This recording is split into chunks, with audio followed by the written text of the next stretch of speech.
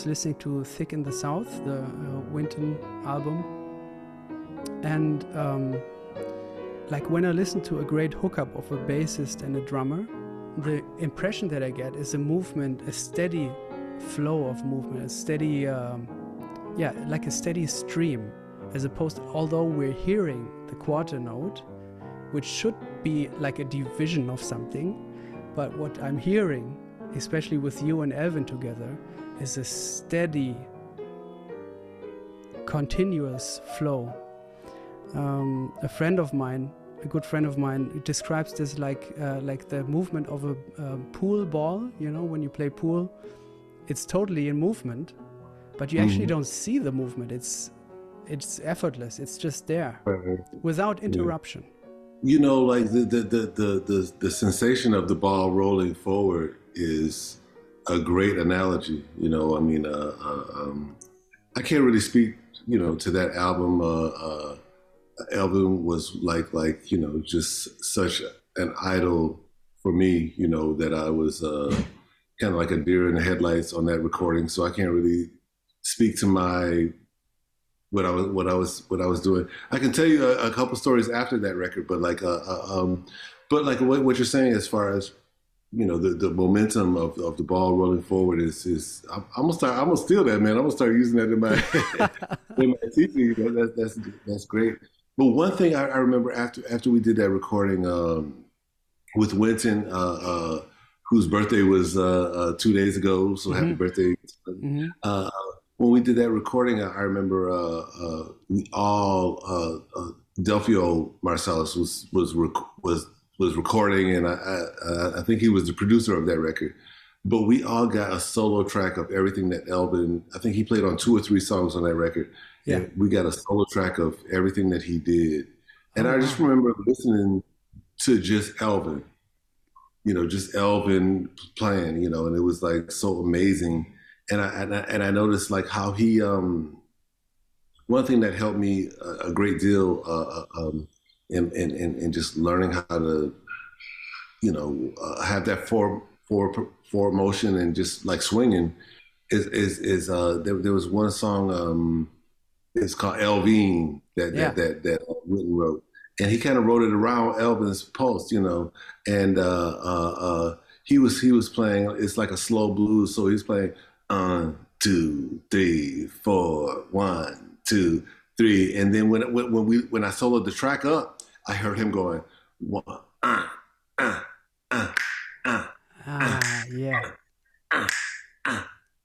and it was really audible how he was feeling that third triplet. You know, he's like really feeling that the thing that gives it the Because 1, 2, 3, 4, but you know, it's one thing. But when you go,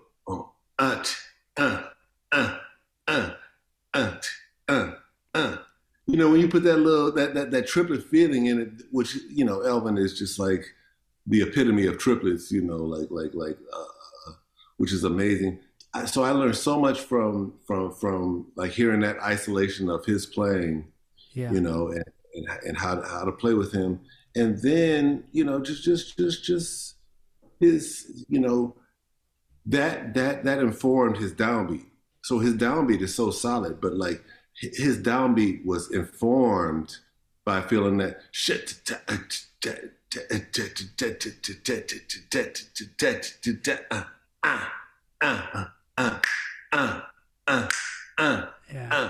And it just made me really, really aware of like why that feels so good is because it's not the quarter note the quarter note feels great, but it's all the shit that goes between the quarter note. It's all the subdivision and how he feels it, you know, that made it amazing, you know. So that was like such an amazing lesson on doing that record, even though we did a couple tunes, you know, and I noticed how you know, the drummer in Winton's band at the time was Jeff Tain Watts, you know, and I saw how he analyzed that and how he broke it down and how he broke down all the triplet variations of what Elvin was doing. You know, he was in his process of doing his homework. I saw, because we had all these solo tracks of Elvin just playing a 12-bar blues, a solo blues, and then I saw Tane deconstruct everything that Elvin did. So he would make it, if it was like, paku, pa'aku, ta'aku, you know, if it was like a cymbal, snare, if the triplet was cymbal, snare, bass drum, he learned how to work that out into every part of the drum set, you know, and like how I would see him do like all of these things and analyze everything that Elvin was doing, and the same kind of feeling that Elvin was doing was really an important time. You know, I don't know how many people know that record, but you know, you know, it was like a really important time for me, like in figuring out the subdivisions, the stuff between the beats. Yeah. You know, like the beat is the beat. You know, like if you look at the metronome, you know, the beat is the beat. You know, click, click, click, click, click, and that's always supposed to be there. But the stuff in between the beat is what makes it feel good, and how you subdivide it, and how you put all the stuff in between that. You know, that was the thing, and that really in listening to Elvin's, you know, just isolated tracks of Elvin, you know, on those things without, you know, the rest of the band playing. Man, I really just I started to understand how to make it feel good. You know, why does it feel so good when Elvin plays? Why does it feel so good when Elvin plays? You know, when I listened to those isolated tracks, I was like, wow, he's and you know, in addition to him being like a, you know, just a rhythmic god, you know, like you know, what is he doing? You know, and it's like these little micro movements that he does, you know, in between all these big spaces. It seems like a big space, but he feels all the space in between everything that's happening, you know, which is something that I you know, just a great thing to learn from a master, you know. Yeah. Wow. I mean, okay, so now you have this experience with him, and then you do this album with him, One for Namesake. I'm now because now I didn't know that you had the isolated tracks and that this was such a big thing for you to listen to it that way, and to have these realizations. How did this inform the next time you played with him? Was it this record? Was this the next time? Yeah, it was. It was. It was. And it was like over a space of time, you know, like over a few years, you know, because when I did that record, I was living in Los Angeles, and this was well after my association with him in Winton, which I was living in New York at the time, and then we, you know, so after that, you know, I moved out to LA and started doing the Tonight Show with Jay Leno with with Branford, and this was my second record that I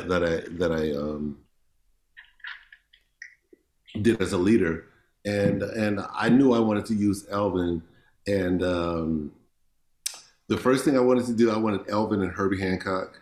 That was my vision for the record, and I, you know, I found Herbie's number, and actually my wife called him, and he picked up the phone, and he said, well, I'm working on this other project, whatever he was working on at the time, he couldn't do it. And you know, there's a few other people that I had in mind, and then even before Herbie, the very first thing I wanted to do was Hank Jones and Elvin Jones. Whoa, yeah. So that was my original vision for that record, my original, and then I tried to get in contact. I got in contact with Hank, and he was just really you know, he's I kind of could feel that he wasn't that into it. You know, he didn't know who I was, you know, but Elvin was into it. He remembered me from like playing on the record that we did with Winston. So he was cool with doing it. and that was great. And then so that was my original vision. And then yeah, I tried to make a whole bunch of different things work, and then eventually, right in front of my face, I was working with Kenny Kirkland every day on the Tonight Show with Branford, and on the Jay Leno show, and and he's so bad, so, and he had played with Elvis. He played with Elvis band, so that was like a logical choice that I was kind of after Hank and Elvin didn't work, I went with that, and it was great, and he was super cool, man. It was like so easy to play with him, and he was so welcoming and so beautiful. Thank you for checking out this episode.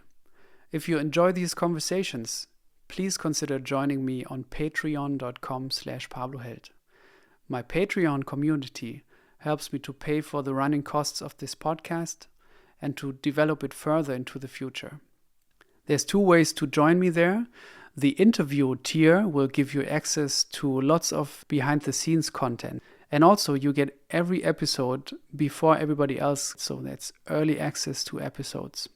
The other option is the music lessons tier, which will give you everything from the interviews tier, plus 2 video lessons on different topics each month. Lead sheets, so whenever I transcribe a new song, you'll get it first.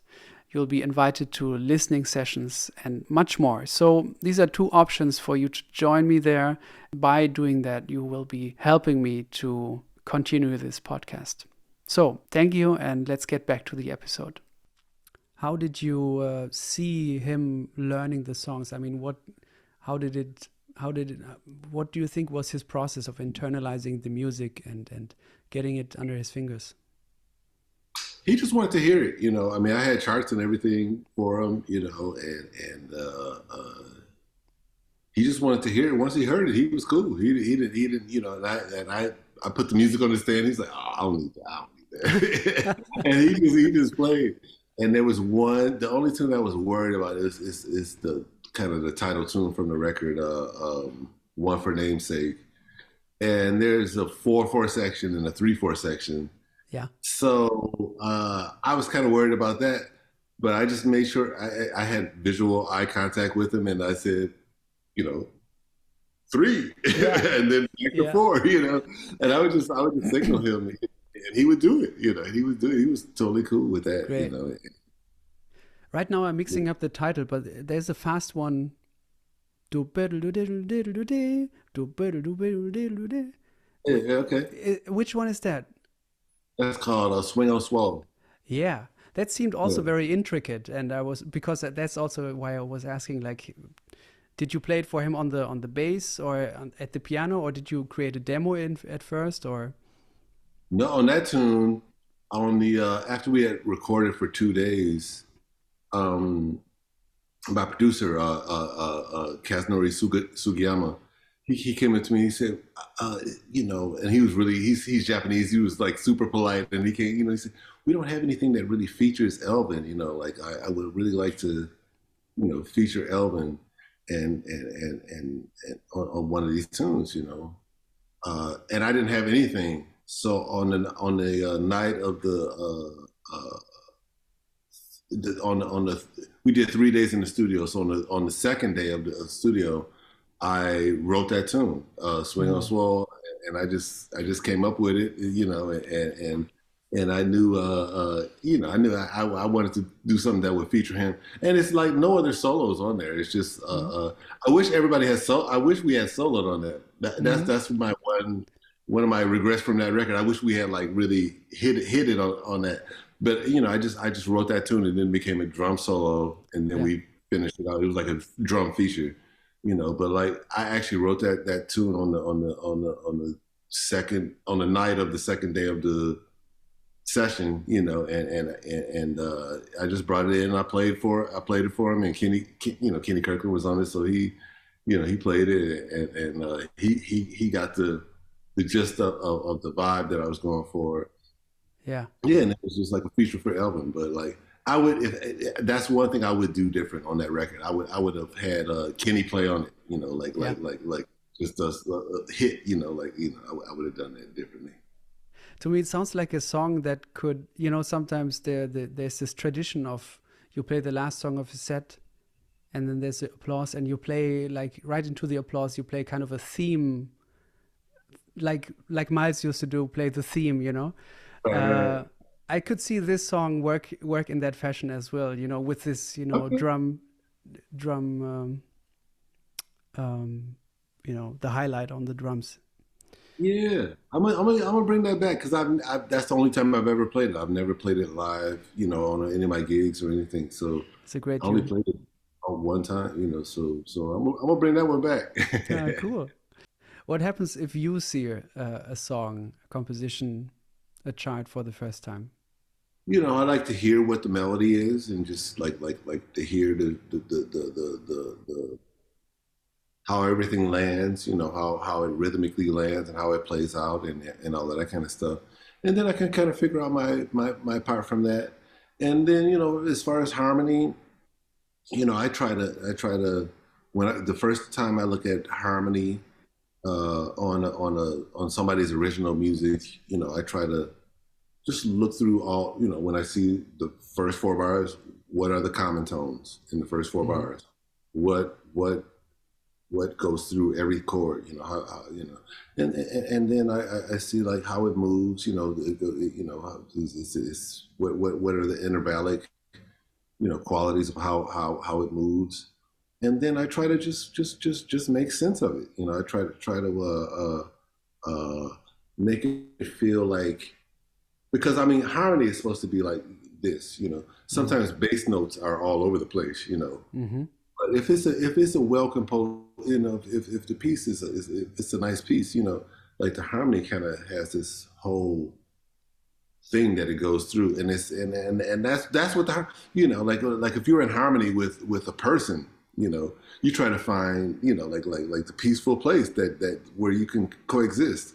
Hmm. So I think the same thing is in music. Like if you find a peaceful place where it coexists, and sometimes like a lot of times in some of Wayne Shorter's music, you'll find like the chords are all over the place, but it has this the harmony is kind of in one place. It can Hmm. be in one place. It could be like in like a a C pentatonic place, and where all those notes work on all those chords that are going all over the place, and you find like this place where the harmony is, where harmony, peace, and harmony Yeah. and love, all that shit. That's where it coexists. So, I always look for that. I always analyze music and look for like to me that starts in the common tones, and then from when you see the common tones, you can build like some kind of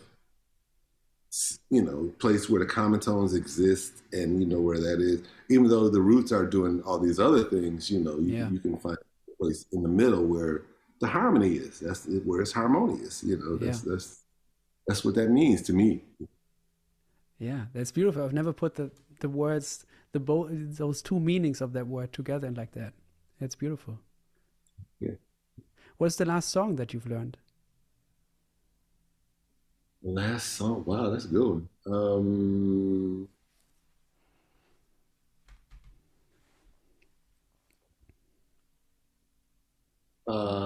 I did like a solo bass thing on like "Someone in Love," even though I knew that tune, but learning the melody to that, I worked on that.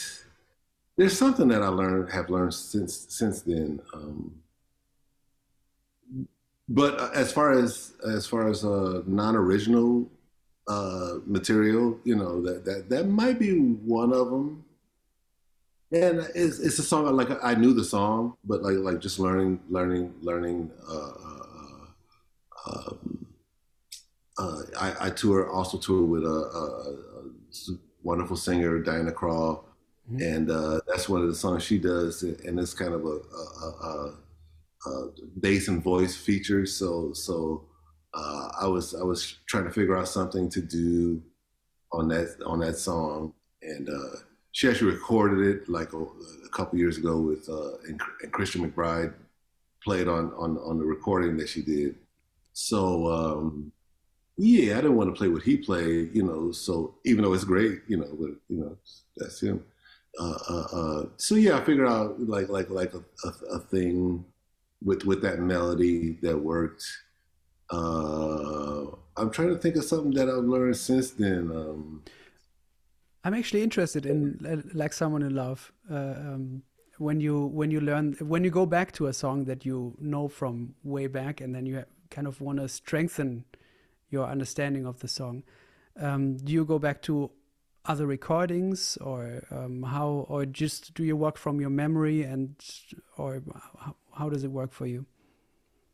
I just work from the.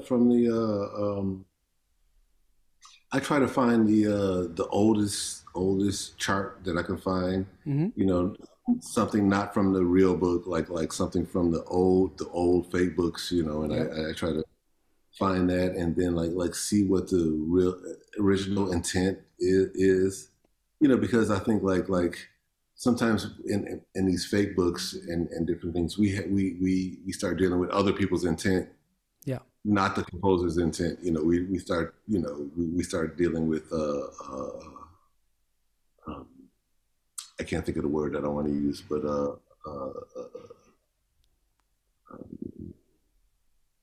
Yeah, someone might have learned it from a Bill Evans recording, or right, exactly, you like know, a reharmonization of something else. yeah, it gets reharmed and reharmed, and eventually it's harmed. You know, so yeah, you know, and we start dealing with all these pre-existing reharmonizations that people have done. You know, I like to try to really you know, get an original thought based on, you know, composer's original thought, you know, and do my original thought. Yeah, And also, you know, in that process, that's what I do because I've played that song and I have experience playing that song. But with students, you know, what you said, I would listen to every recording that I could find of that, you know, yeah, of that song, you know, and really try to investigate everything that everybody has ever done on that song, you know. yeah. With that song, I love that song and love playing it. I often kind of get sucked into Con Alma when I play it. You know what I mean? Yeah, Because of the descending yeah, bass thing, and it kind of right. for Right. just a little while, it's the same thing. Um, yeah. It has a little thing. So I can't, I don't know if I can play it like really well right now, but is it okay if I play? Please go ahead. Yeah, you can play as long as you want.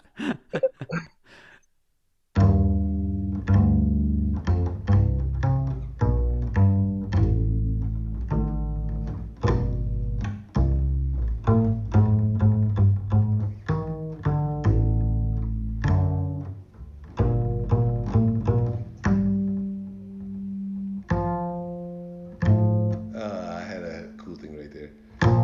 Uh,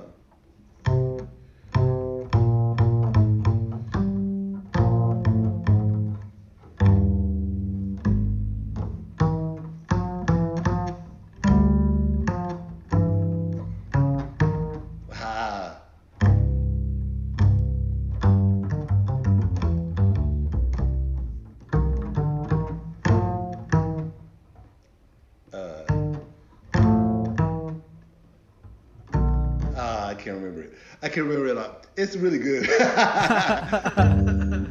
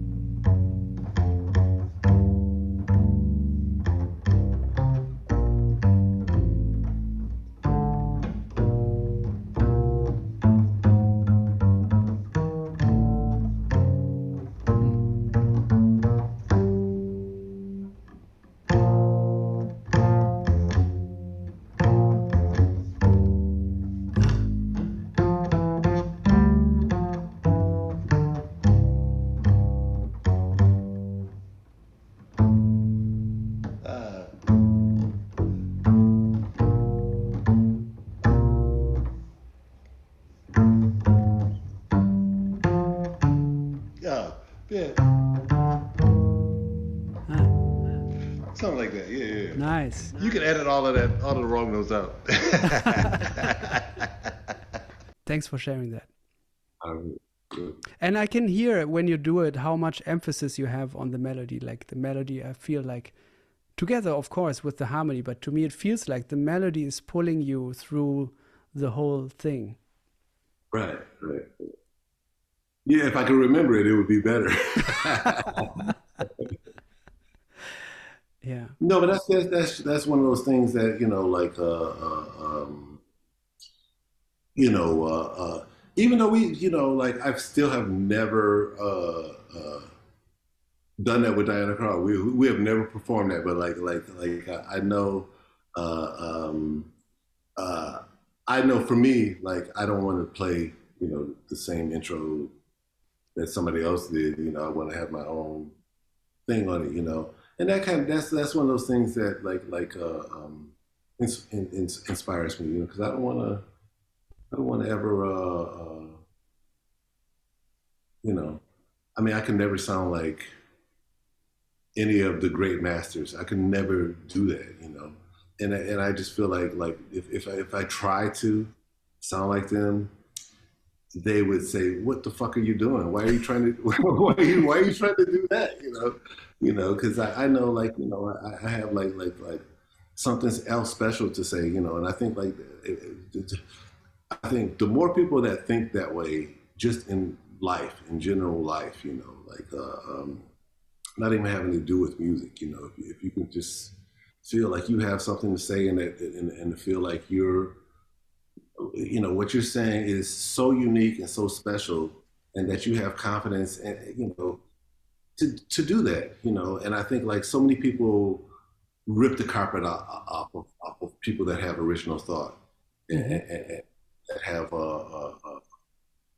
yeah, like just having your own individual thought, and I think we see it in politics today, senators and congressmen that have their own original thought, they are shunned, Hmm. they're not accepted, they're not applauded, so I think this whole notion of being an individual and um, having a thought. People are scared of that. Because Yeah. they don't want to be shunned. They don't want to be like cast out. They want to fit in. Like In music, that's something that often happens. Like I'm sure you've experienced this quite a bit. You have so many great associations with so many great musicians. Out of your all your friends. I'm sure if you play with maybe not as experienced drummer, then they're gonna have you with Jeff Tain ingrained in their ears, and it takes courage to um, acknowledge that maybe that was a great pairing of and still is if you guys play together, but we have to kind of we have to be ourselves, but it's hard for somebody new to step in and have that courage, I think. it is. It is. I mean, I think you mentioned, like the time that I played with Elvin. And Elvin playing on my record, man. I wish I could completely just overdub everything that I played on that record, because I was just so submissive and so subservient to him. In my mind, even though they were my all my own. We didn't do any standards, so it's all my own original compositions. But like I was, I mean, you should always be respectful to the elders, but after a while, you can have your own opinion. And Hmm. I think like, when I listen to that record, I think the compositions, maybe pervade my opinion, but I didn't in my playing, so that record is kind of hard for me to listen to, because I wasn't I was kind of like being subservient, I wasn't. I don't know how well you have this record in your mind, It doesn't sound like me. What you just described doesn't sound like me. That doesn't sound to me like that. But there's especially one moment on the first, or is it Dipo Dipo Do, Dipo Dipo Dipo Do? Is that the first song? Incognito. Yeah. There's one moment in your solo where you kind of repeat a rhythmic thing with different. You kind of play. It's almost like the melody is like Dipo Dipo Do. You play like Dipo Dip Doom, Dipo Dip Boom, Dipo Dip Boom. And to me, it sounded like you're taking Elvin, and he's kind of following you and playing what goes together with that. It seems so strong to me, and that's one of my favorite moments from that album.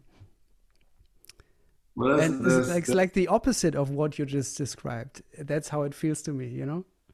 yeah, it's funny, retrospect is everything, and I think, yeah,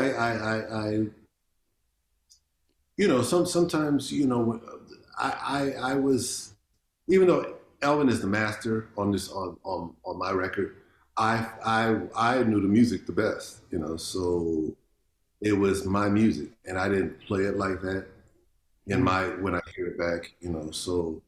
And maybe I shouldn't even. Maybe I should just shut up because maybe nobody else heard that. Maybe I'm the only one that felt that way. That's the way I felt. That's the way I felt. And after that point, we played together. A couple times, and, a few times, and I felt really cool. And I remember, the last time I saw Alvin, it was in Marseille, in France, and I remember I was coming off the elevator, and I was going to the pool. I had my swimming trunks on. I was going swimming, and I saw Elvin and his wife. He said, "Bob, man, come on, man, come have dinner with us." And I was, I had eaten already, and I was just going swimming, and I didn't. I kind of regret that because Mm. I saw he was playing a concert that night. I saw him at the concert that night, and that was the last time I saw him. And I Wow. remember he was so cool, and he like really, always showed me love, for that experience, and like the times that we played after that, and then I also remember that he wanted $1,000 a tune to play on my record, and I gave it to him. So I Whoa. gave him $12,000. Let's see. How many songs are this? Yeah. Yeah. Wow. Okay. Maybe there's one that wasn't released because it's 11 songs on here. Okay, maybe so. Okay, Oh, okay. wow. So that's what Okay. it was. It's a nice rate. Okay. So like he was, but even though that was his rate, he didn't. He kind of remembered us when I asked him to do the record. He remembered us playing together, on Winton's record, "Thick in the South," and then he was like, I don't know, and I said, well, man, I'll send you a copy of my first record, of Robert Hurst presents, Robert Hurst, and he got that record, and when he got that record, he was like, cool, man, let's go, Yeah. and it was still like kind of in the beginning phases, when I was trying to get Hank to do it. I still wanted Hank and Elvin Jones, and I mean that's like an all Detroit, situation, Yeah. and they're from Pontiac, Michigan, but which is like right outside Detroit, and I really wanted that, In the past weeks, I've been listening a lot to the Elvin record, his first album Mm. with Thad Jones and Hank Jones together. And I think, isn't it Art Davis, or I think it's Art Davis. I'm not sure. And it's like a sextet. It's like Yeah, some there's some other. flute. I can't remember the flute right now. Is it Frank Foster or is it It might be Frank Foster. Yes, yeah. And they or play maybe four and six, yeah. and yeah, it's so great to hear them. And yeah, 4 and 6 is one of the songs where they play in trio together. It's just a trio.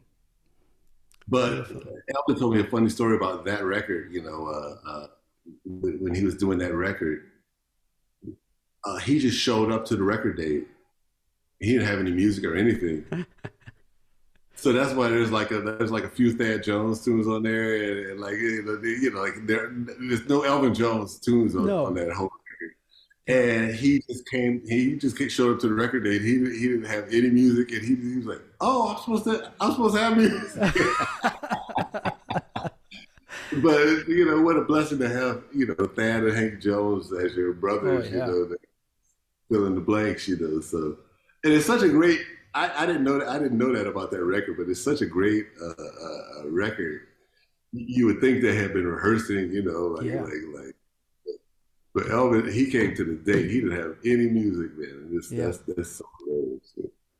Did Elvin give you any kind of advice during the times you were with him?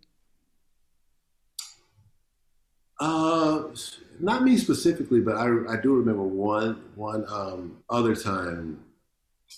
This wasn't during the record. This was after the record, and it was when I was during that time I was playing on the Tonight Show with Jay Leno, and I remember we were we had it was a Saturday, and we had like a week off, like a week hiatus. So we had we worked all the time on that show. So, but we had five 1 week hiatuses, throughout the year.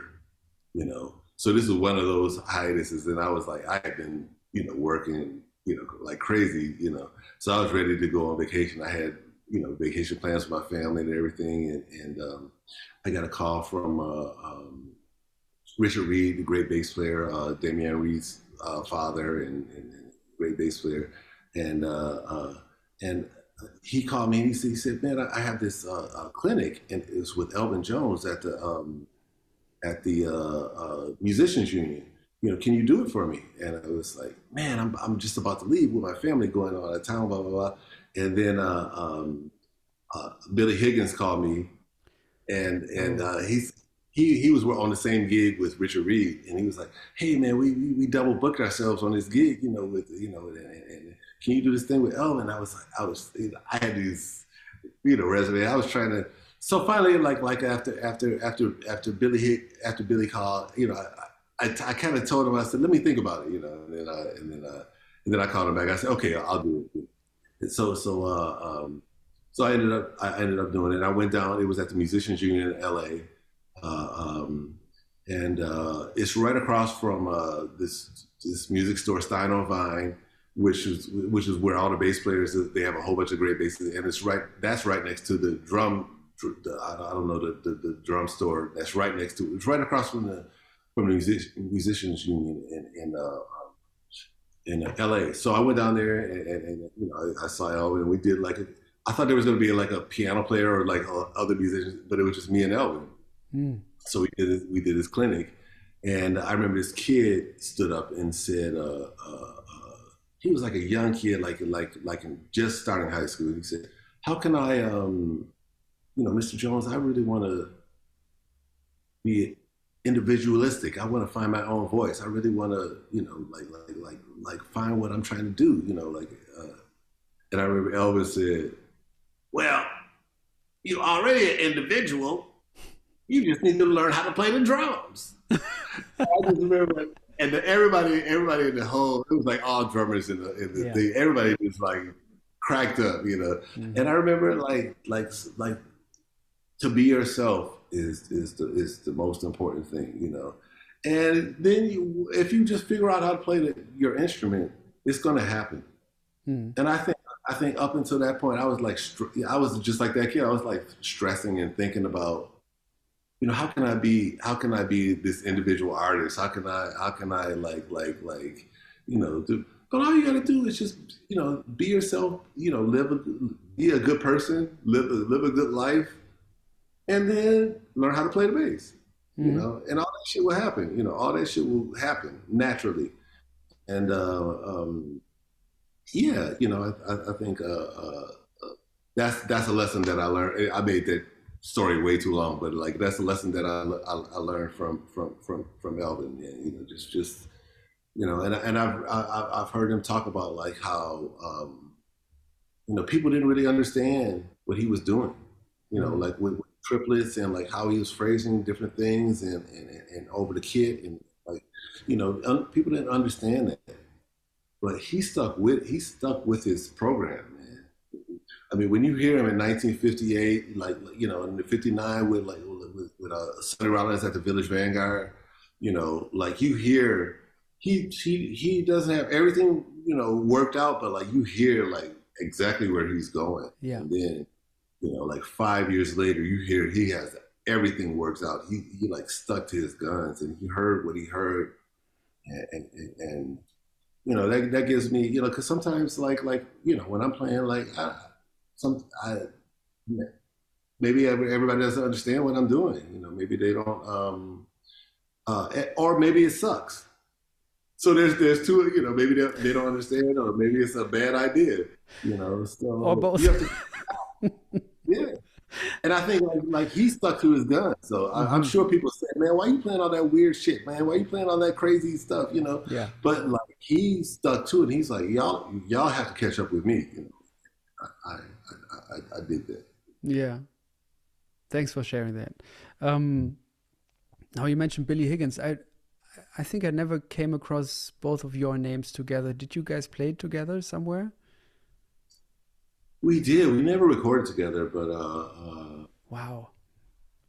yeah, just a few isolated things. I remember one day with great pianist Eric Reed. We played two gigs on the same day. It was in LA, and it was like this big gathering in LA. It's called the African Marketplace, and it's like just a celebration of African culture and stuff. And we played there with Eric Reed, and then that night we played at this club at the Bellage Hotel, which was a nice little jazz club for a while in the '90s in LA. Yeah, we did like two sets that night, and yeah, that was a great time, and yeah, we just had a few great encounters together, and he always called me Baby Ray because he thought I looked like Ray Brown. So he was like, "Hey, Baby Ray, how you doing?" That was his greeting to me. So yeah. Sweet. It must have felt incredible to play with him, right? Oh my God. This beat, how does it feel? W- there's so much magic in there. There's so much magic, and it's so easy. It's so easy. It's like I think at the time I was probably overthinking it and trying to do too much. But all you got to do is just glide on that cloud that he provides, and that's all you got to do. He makes it so easy. He makes it just easy. All those great drummers, Elvin's the same way. They make it so. All you got to do is just play with him. If you just like glide with him, you don't have to work for that. I think people overcomplicate that and think that they have to do a lot. Man, shoot, all you got to that's the easiest work you will ever have. Like this playing with sad drummers, that's work. Yeah. But playing with them, man, that is just nothing but just a magic carpet. Yeah. It's amazing. I remember from the liner notes of your Robert Hurst Presents album from Ron Carter, he talks about this benchmark for all bassists. Like, can they, can they walk a slow blues in a satisfying way? And that was his whole comment about the, what is it, blue freeze, deep freeze, something. Yeah. Um, so yeah, I'm curious about what your thoughts are on this. Slow tempos and blues, the blues. Yeah, I think that's just like a benchmark of what everyone is supposed to do. That's just like you know that's you're supposed to be able to do that.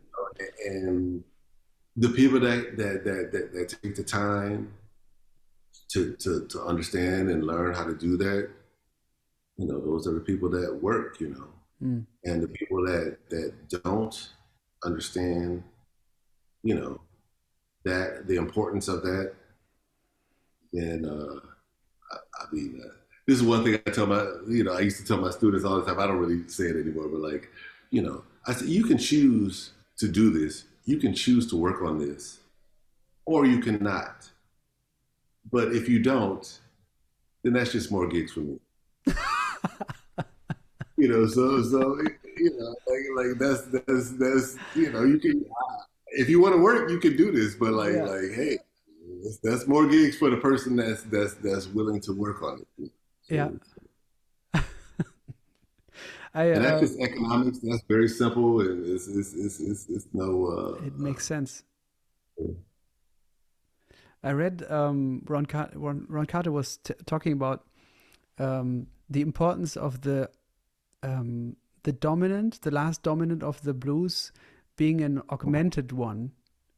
To have the last, if it's in F, have it like a C augmented to help emphasize that there's it comes down to voice leading, I guess, from the the G sharp going back to the A or something. Right. But before that, I didn't really think about that. Of course, when I then played it and tried it out, it's like, oh, this is what I've been hearing. This is what I heard on the records, or on, of course, also a lot of older records. Like I think Louis Armstrong plays that a lot. The augmented chord as the last chord of the blues. Yeah, there's a lot of specific stuff. I mean, Ron might do anything, but like that's a choice. And I heard him say a similar thing, like about using the like if you're on a blues to how to initiate, like the dominant seven. So if you're in the key of F, he will like only use that E flat kind of in the fourth bar to facilitate movement to the four chord or whatever that is, And I know he does it, but he knows all of those rules and like I think Ron is such a genius, it's because he could do he could do stuff the regular way and still sound great, and then he could do it a whole nother way that is just like, what is he doing? And he's kind of one of my heroes as far as I'm looking at my thing. I think just with Ron, man, is he knows all of the voice leading rules, all of the the figure bass and all of that stuff. All the Bach chorales and like how all of that stuff moves, and I think he uses all of that information on such a high level that I think that's one thing that I've learned from him is that like when you put some of this traditional, super traditional stuff in another context, it can sound a whole nother way. It can sound like you're doing like something completely new when you're doing something completely old. Is there a way that you could demonstrate this or show this concept a little bit? So we go. So if we're on F blues.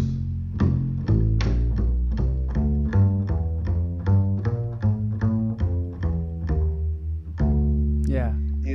So he would use that dominant seventh to facilitate motion to the next chord, So I'm going to the D flat chord, and he's using that E flat to get to that certain place, and this is just one thing like I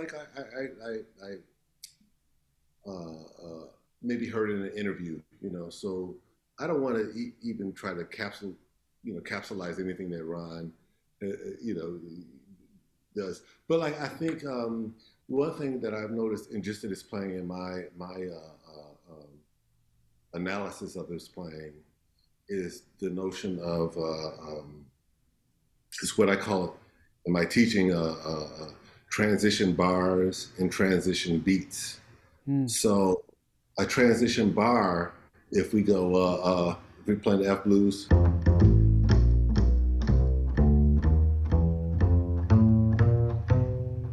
transition bar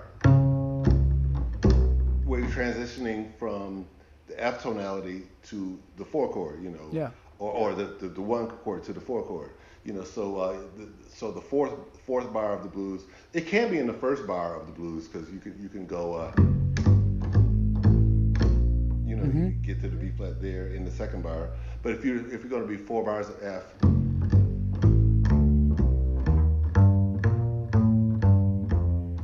transition bar.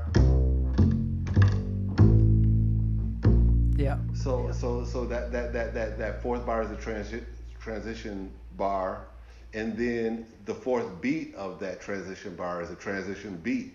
Mm-hmm. So in that transition beat, I want to be on a note that is going to lead to the next chord, either by a half step below, half or whole step below, half or whole step above where you're going. You know, so if you're going to the root, you know, you want to,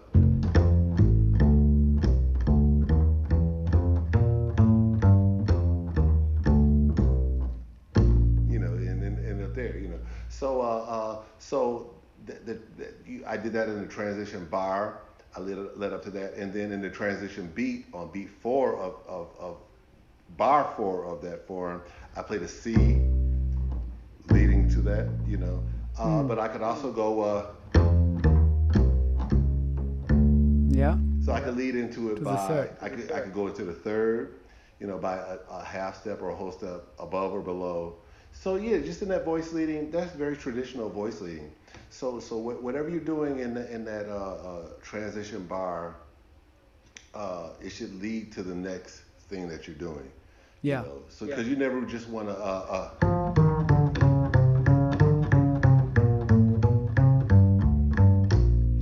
You know, you just don't want to jump to the root. You know, Yeah. you know, I went from a, you know, so you want to make sure that you have a logical progression, you know, to the whatever the next chord is. So you know, one thing I tell my students is you want to be like a tour guide. So you know, you want to be Mm. like, oh, here's F7. Come on, follow me. Yeah. Okay, and then we're gonna. If you look over to the left, we'll have a B flat seven chord. Okay, and if you follow me back to the F chord, you know, you want to be like a cordial, like you know, like tour guide. You want to show everybody what you're doing in a really really cool and you know slick way. You know, Mm. so that's the way I think of it. And I think like Ron always, you know, Paul Chambers is another one. They always paid really close attention to those transition bars and those transition beats from beat four to beat one to make sure that is uh, you know, there's you don't have to follow these rules, but like either beat four of the transition bar should be either a half step or whole step above or below where you're going, or like a 5-1 Yeah. relationship. You know, so if you follow those, you know, you don't have to follow those rules, but you can't. If you follow those rules, you will always be right. Yeah. But my question was like, and that's something that I'm very curious about is like you and Jeff Tane Watts together kind of created a unique shared vocabulary, rhythmical and you know structure vocabulary and kind of a way to play that to me seems to be based off of those or based on those as you said, you know, very traditional concepts, having them understood so deeply that you can then take the things that you've learned there and apply them on, you know, I hear you play in odd meters. I hear you play in odd bar lengths. You know, all of a sudden we're talking about, you know, it's not always 4/4 or 4 bars or 8 bars or 12 bars, but no, you have a 5 bar thing, or you have, you know, by applying those things that you've learned from the previous generations and understanding these concepts, you then can apply them to go and search for the things that your generation was about and is about, you know, what your generation wants to do. Well, thank you, and I give you know, all praises to my man Jeff Watts. That's you know, I've been telling everybody my secret, you know, going forward is like I try to just sound like him on the bass. You know, if I can sound like that on the bass, then that's my original thought. But like I'm just I use a lot of his material, you know, in what I do, and I think what you're saying, what one of the things that we kind of worked on is a similar thing with the transition bars and like dealing with harmony, but it's asymmetrical, you know, like sometimes if you're playing like five against like a certain thing, I still do the same things that I do in 4/4. I still I realize even if I'm like playing, you know, like an overlapping 5/4 bar, I know when I get in the, I'm still acknowledging the form of Yeah. that's in 4/4. So if you know, for instance, if we're playing like a 5/4 pattern over a blues, a 12-bar blues in 4/4, you know, it has this certain, you know, pattern that it does. But in the transition bars and transition beats are still apply. Yeah. You know, none of that stuff goes away. All of that, you know, all of It those even rules. becomes more important in a way. It does. It does. It does. And I notice in his patterns that he's playing, he can be playing over the pattern, but he will acknowledge where the harmony is. You know, that's one thing that you know, I have a few drummers that study with me. You know, you know, here at U of M, and like that's one thing I say, you have to acknowledge the harmony. You know, I think if you're playing like a tune like Giant Steps, you know,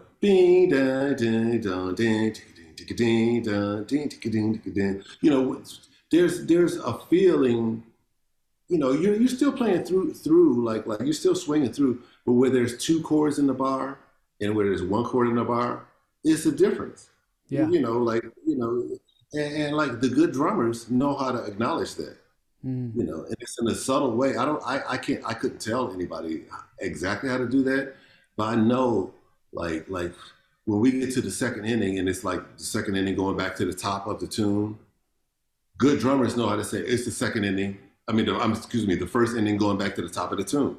And then when it's the second inning going to the bridge, they do a little something different that lets you know it's going to the bridge. So like all of those things, the good drummers know how to play like those uh,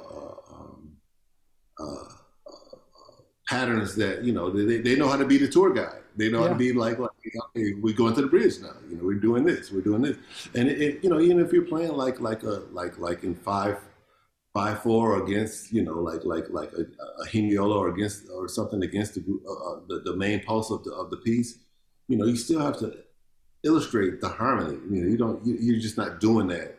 At least I know when I play with Tan, I can still feel like we know when we're together doing that stuff. So and then, you know, and usually, you know, I'm the one that gets lost. So like I know when I'm lost. So yeah, I gotta he knows, and I think it's that whole thing of like singing the song as you're doing all of that stuff, you know. But yeah, you know, I think along with being like a harmonic language as far as like when things resolve and release, there's also a rhythmic language, you know, of that.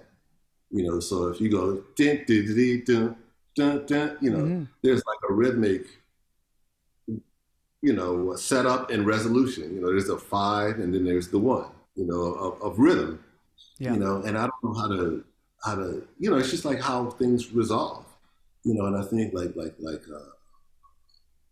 he's you know like really a master of that, and I could, and it's just like when you talk, you know, you talk, I talk, you know, when I stop, you continue, and it's just like language. I definitely think like there's a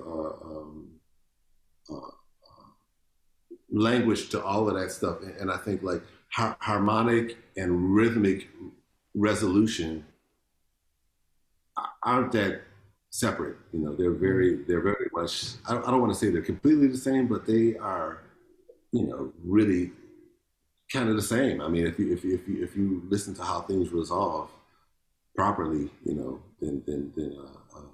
yeah. As another thing that I'm super interested in is you've played with Wayne with the quartet, and I'm a big fan of that band, and I have tons of bootlegs and you know, all the records, and I have a certain bootlegs of where people were subbing in the band. Like I have something with Scott Colley, with Christian McBride, you know, Jorge Rossi, other Mm. people. And it's so interesting what it does to the band when somebody new comes in. I'd be super interested at first to get to know from you what, when you got the call, what your preparation was for the gig. Uh, well, a direct Wayne quote is, "How do you prepare? How do you prepare for the unknown?" You Yep. know, so that's what he said. So I didn't prepare at all. You know, at the time, uh, I think I was playing with Brian Blade with the San Francisco Jazz Collective. So we were playing like all, you know, we were at that time we were playing like every rehearsing and playing every day, you know. So I had a connection with him, and yeah, that was great. You know, that was great, and I had nothing to prepare for. I mean, he did Did they tell you about songs or repertoire, anything? none of that. But yeah, we did a sound check rehearsal, and he pulled on like about 7 or 8 songs that we never played. And then we just started playing, and about like after about 20 minutes, I looked at Brian. I said, what are we playing?" And he said, "I don't know." And we just kept playing. I think at some point we went into Footprints, and then maybe one other tune that I think was like an obscure tune of his. I can't even remember because I was so scared. You know, I was just like so scared. Uh, uh, um, yeah, and I just did the best I could, man. If you have a tape of that, I would love to hear it. Me too. I don't have a tape. I just found one picture, and to me it looked like there was the wrong date on the picture because the people didn't look like, it said like 2011, but it looked like at least almost 10 years before that. When was it? I remember it was I can't remember the year, but it was I know you know John is really religious, so he called me like to do it, and it was the day before Easter, so it was like the Saturday before Easter Sunday, whatever year that was, and Hmm. yeah, man, it was a great time though. It was like I was like, you know, even though like I was kind of I don't really remember any specifics because I was so terrified, you know. But I do remember just conceptually, like I want to do that. I want to be able to just do a gig from nothing and just from nothing and just really be able to do it, you know. And yeah, you know, I've heard that band many times, and sometimes they'll get to a tune and then sometimes they don't, you know, and it's just like you just got to be ready to. He said, "I might do this, I might do this, I might do this," you know. When we were, so I had this music stand, I had like all this music ready, you know, and I never heard him go into anything really. I kind of remember Footsteps. but he didn't really he didn't want the bass line, you know, the footsteps. He just wanted, you know, it was open, you know, and oh, and we did Mascalero. I Oh, remember that. cool.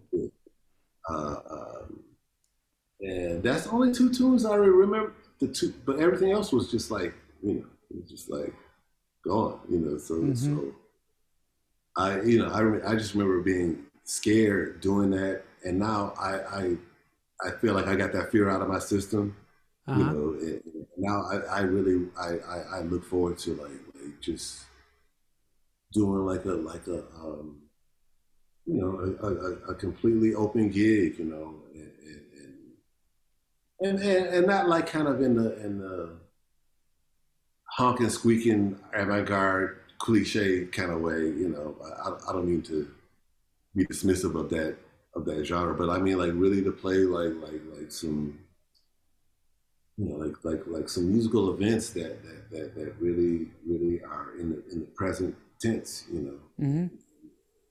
yeah, that's really what I got from doing that, because they it's like so brave what he does. You know, like just to you know, just to dive in there and I think like his music doesn't sound like that.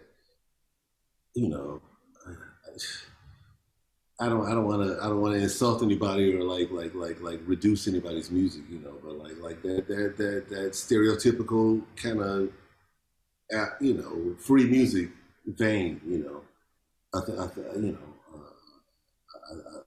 yeah, you know I enjoyed that about him. It was Mm-hmm. so the bravery and just like how he shaped it, how he could just shape it, and he could just come in and just like to turn everything left, you know, Mm-hmm. like turn everything to a whole nother way, man. It's like, you know, and I'm kind of I just finished, you know, his that documentary a Yeah. couple days. It's nice, huh? Yeah, I dug it. I dug it. Mm-hmm. So and just to hear him, just to hear his voice and hear like him Yeah. speak, you know, it's so cool, you know. Mm-hmm. Can you talk about getting the fear out of your system? I'm interested in that. Yeah, you. I don't think that you can. I don't think you can. If you can, you're probably a psychopath. You know, you probably have some kind of sociopath. You know, like if you can get the fear out of your system. But I think coexisting with the fear and Mm-hmm. understanding like this is the fear, this is fear, but so what? Mm-hmm. You know. I think bravery is not the absence of fear, but bravery is doing it anyway, even though you're half fear, you know, Mm-hmm. even though you're scared to do it. That's what bravery is, you know. So I think you know, I just think along those lines, and I never, you know, after a certain point, you know, I can't say when it was, but like the whole notion of sounding good or sounding bad, you know, you just sound how you sound. You know, you sound how you sound that day. You know, like that's how you were supposed to sound. Mm-hmm. You know, and I think like, if I sound bad because I was not prepared, then that's a mistake. But if I sound bad because that's just how I sounded that day, you know, I can live with that. I Mm-hmm. can live with that. But sometimes I know, you know, if I didn't get a chance to practice enough, or if I'm not prepared and I sound bad, then that that is I don't want that to ever happen. You know, so I do everything in my powers for that not to happen. You know, so I don't really. But that being said, I don't really care if I sound bad. If I'm like have honest intentions and I'm like really playing what's in my head. I'm going for what I think is the best thing at that time. You know, I don't. And it doesn't work. Well, it just doesn't work. You know, Mm-hmm. so that didn't work. We're all Life doesn't human. always work, you know, but like sometimes it will, and sometimes it'll be like that one little mistake, and it'll inspire the whole band to do Mm-hmm. like a whole other, you know. And I've experienced both, you know. And I think I rather chance, you know, sounding bad or or sounding, doing something that's I'm unsure of, that doesn't bother me. If I do that and it can ignite something else to happen, that's what I live for. But sometimes it doesn't work, and if it doesn't work, so what? Who cares? It's still only music, man. Shit, Yeah. it's only music, man. So at the end of the day, I don't mean to be, to be dismissive, but like wow, really. Mm. How was it to take a lesson with Ray Brown? Man, it was great. It was life changing. I mean, he made me understand the what's real, and like what's true, and I think when I went into that lesson at that time, I was still playing with Wynton, and I remember I went in and I played I'm Confessing That I Love You, that I learned off Paul Chambers record, and yeah, and I tried to play every possible thing I could think to play, And he was like, "Yeah, man, I hear you, man. You sound good on the bass. You can play the bass, I could tell. But can you just play me like a two beat, two? Play me the same song like this and just play a two beat, two, And I folded so hard, it was like so terrible, and he like stuck with me, and he just kind of he kept getting closer and closer to me, and he was popping his finger, and finally I kind of got in the pocket. I felt comfortable, and he's like, "Yeah, that's it." He was like in my face, like he said, "When you get that shit, never turn it loose, never turn it loose." And he was just like yelling, like yelling at me, and then after that, he was like, "Okay, yeah, thanks, man." But I mean, like when it came to music, he was so. And when it came to keeping the beat and swinging, he was ferocious about it. I mean, he was like, he said, "When I get that shit, I'm never turning it loose, never." And he was like, I was like, I was like, I wasn't scared but it was like really like your father just saying, "Never do that shit again." It was like never, and man, when he did that, I mean, it took me many years after that to really get it together, but like I understood like the how seriously these older cats take that shit. Mm-hmm. They take it very, very seriously. And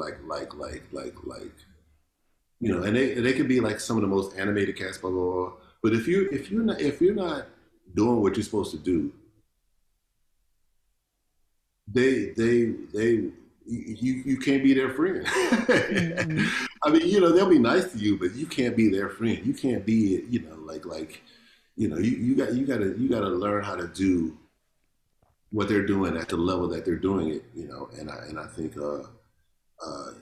yeah, he was cool with me, cause I was, I could do all kind of fast stuff and tricky stuff on the bass, but he didn't really care about that. He wasn't impressed at all with that. Once I kind of got the pocket and he saw I could do it, and I could tell, like he was,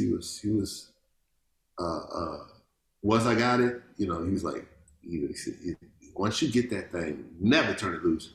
And yeah, and then he was doing like a residency at the Blue Note at the time, and I remember I came back several times. I think he was doing 3 weeks, so I had the 2 weeks off, so I went back like almost every night, and then I came back one night and he was talking to another bass player and I walked past him. I said, "Hey Ray, hey man, you sound great, blah blah blah." And then I said, "Man, I'm still working on that two beat." He said, "Man, if you want to work on your two beat, you need to listen to your homeboy Paul Chambers." Now he had the two beat, and then he went on to talk about Paul Chambers and how great he was, and it was like so cool to hear him talk, talk about Paul, who was younger than him, and yeah, yeah, and he was like really, really supportive. And he was talking to somebody, another young musician. He said, "Yeah, you need to check out some Paul Chambers. Like he had that two beat thing. Yeah." And it was like really, it made an impression, and we hung out a few times after that, and when I moved to LA, we hung out a couple of times. I wish I had been like braver and hung out with him more, at that time, but like he was always so cool to me, and yeah, yeah. And people always say, we look alike, so we got that. But like, yeah, he was amazing, man, and just like such a cool person. And I remember like the other thing I remember about him is when I heard his band with Mickey Roker and a couple other drummers, like kind of drummers from his generation. And then I remember when Greg Hutchinson got in the band, and then later Kareem Riggins got in the band, and like, man, how that changed everything. And like, because I had played with both of those guys, and I knew what it was like to play with them.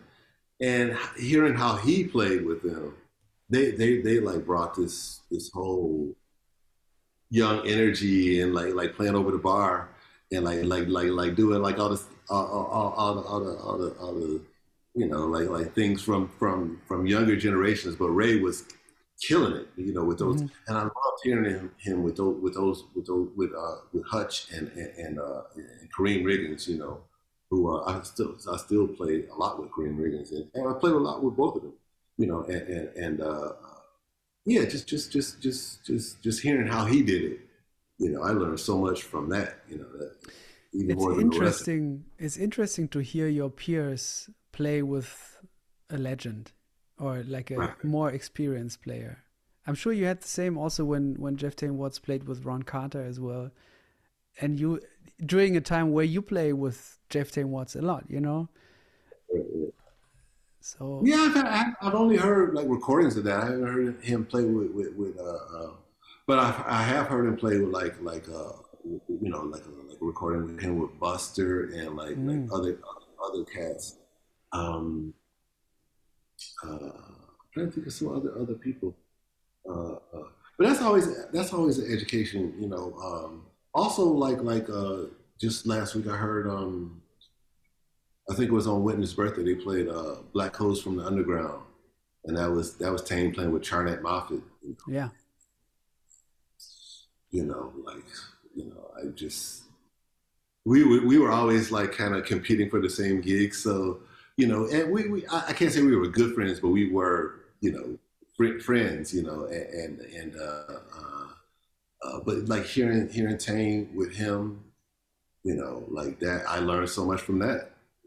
And Charnette is younger than me, it was younger than me, so yeah, I think that you can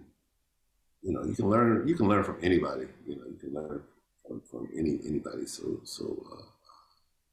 yeah, yeah. I remember hearing this one thing of Tane playing with I think it was Avery Sharp on bass, but it was with uh, McCoy and Freddie Hubbard, uh, Wow. and they were just burning it out to a crisp, man. It was just like so amazing, dude. Yeah, just to sit on the sideline, because yeah, with him I'm always in the fire, so it's I always have fun, but it's not always comfortable. hmm So to hear him from the sideline was great, yeah, with those cats. hmm I'm actually curious about I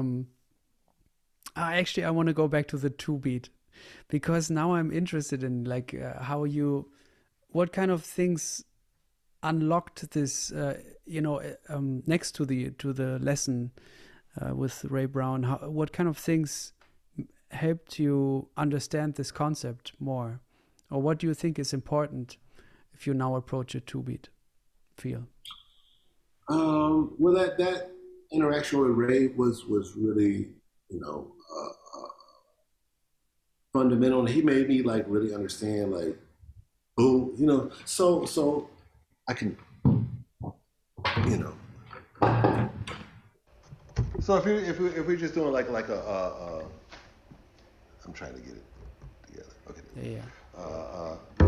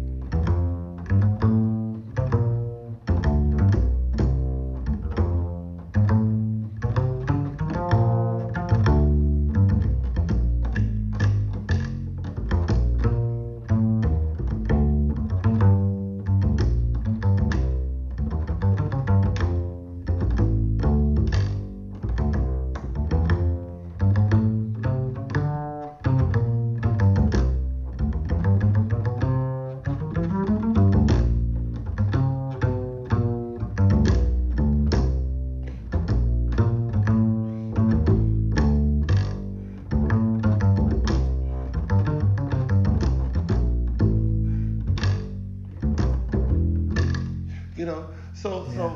so that's all in two. So when the first course I played all just 1, 2, 3, 4, 1, 2, Mm. 3, and then like in the second course I was just playing more notes and blah blah blah, but I was still playing 1, 3, 1, 2, 3. So that's one thing that Ray kind of or just I don't know if Ray hit me to it, but like just when I listened to Paul, he could play all the cool stuff in 2 beat 1, 2, 3, 4, 1, and still keep that and do all this other stuff. So if you're going,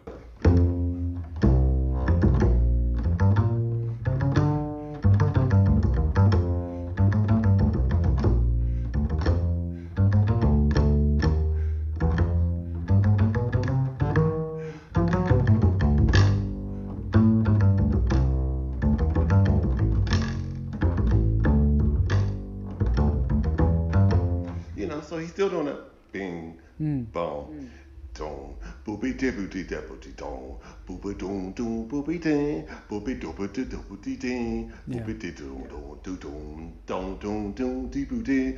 So you could do all of these other, like really cool rhythms in between, but still keep the 2 beat. Yeah. And That's the never letting go part, I guess. right, never let it go. Yeah. Uh, um, So yeah, and that's one of those things. And I think there's a certain sense of freedom and like kind of that two feeling with the Bill Evans trio. They have a certain sensibility that they deal with. They don't they I don't know if I would call it a 2 beat, but they like kind of don't walk, Mm-hmm. So they have that sensibility, but I like the feeling of the two and still the freedom, on top of that, and I think, and Scott LaFaro's playing, I get a lot from his playing, but I want to ground it with Paul Chambers and Ray Brown. So like, that's how I interpret what he's doing. And maybe play it an octave lower sometimes, Yeah. you know, um, but yeah, that's just my philosophy. I'm not saying, people can do whatever they want, But, yeah, but I like shit to swing, man. Yeah. If it's supposed to swing, it's supposed to swing, and you don't have to be a dictator on the beat, and everything. But like if it's supposed to do that, if it's supposed to groove, Mm-hmm. it's supposed to groove, Yeah. and I think. Uh, yeah, I mean, I really want to always keep that as part of as if I'm the jazz police, I want to keep the sense of groove. You don't have to play 4/4 swing boom boom, but it has to groove, man. Yeah. Who wants? I don't know. Just the notion of like black music that doesn't groove is scary to me. I never want that. It's like that's like the end of the world. So we gotta keep that happening. And I'm like, I'm not like part of the swing police. I love what Robert Glasper's doing. I mean, he's on like 3 of my records, and Mm-hmm. like I think like the sense of blues and the sense of groove, I think are important in the music. Mm. It doesn't always have to be the same 4/4 swing groove, but I think like it has to be something, with I think I don't know if I invented this term, but like I'm the first one that I heard say it is head nod ability. You got to have head Yeah. nod ability. So it could be like 1, 2, 3, or 1, 2, 3, 4, 5. 1, 2, Yeah. 3, 4. It don't have to be a 4/4, but it's just like like that's something that the whole crowd, it envelops the whole room, and it's like a communal thing. That's what brings us Yeah. all together, and it's like about that whole universal thing of humanity. That's where I get it. certain people can play like completely free and get that, like Art Ensemble of Chicago, they can have that sense of, but you can I don't think you can give up both. You can't give up the rhythm and the blues. Mm-hmm. You got to have one or the other. Mm-hmm. You know, and for me, in what black music is about, Yeah. you got to have one or the other. You can't, you can't preferably both. I'm going for both. The rhythm and the blues. Mm. But like, like if you don't have either, I'm not saying it's bad music, but I'm less interested in that, and I remember hearing several musicians. I can't remember the first musician that I heard say this, but like they said, great music has three things. It has a spiritual element that makes you feel something, that makes you feel something, makes you want to cry, laugh, blah blah blah blah blah. It has some kind of emotional element, and then you have an intellectual element that makes you think, wow, this is really brilliant. They did this, they did this, blah blah blah, and then it has a kinetic element, something that makes you move. Yeah. So whoever this person was that said it, he said great music has all three. Yeah. Now, good music can have one, two, or one or two of those elements. You can just go to a dance club where it's a boom, boom, boom, boom. They have one of those elements. But great music has all three of those elements. They have the element of making you want to think, making you want to feel, and making you want to move. So that's my aim. That's my aim. Is to, I don't know how great it's going to be, but to encapsulate those three elements into whatever I do. Yeah. Today I learned this song. I tried to learn it. What is that? Roustabout. Yeah. Oh, right. Beautiful, man. At first I had some trouble hearing, trying to put the melody in a harmonic context. But once I just listened to you, it made sense. I kind of got the changes. Still, with some, I'm not sure if it's just a dominant or if it's a major sometimes I wasn't sure if what it was. I would love to see the actual sheet of yours if you would share it with me. I'd be also curious, like in what's the version? Like one of the versions I have from Brentford, there's like a shorter intro and then there's a bigger intro with kind of a odd bar length for the drum solo at the beginning. Yeah, that was Bradford did that intro, so I did not write that. So he just started doing that, and it would just kind of be what boodoo bit, Yeah.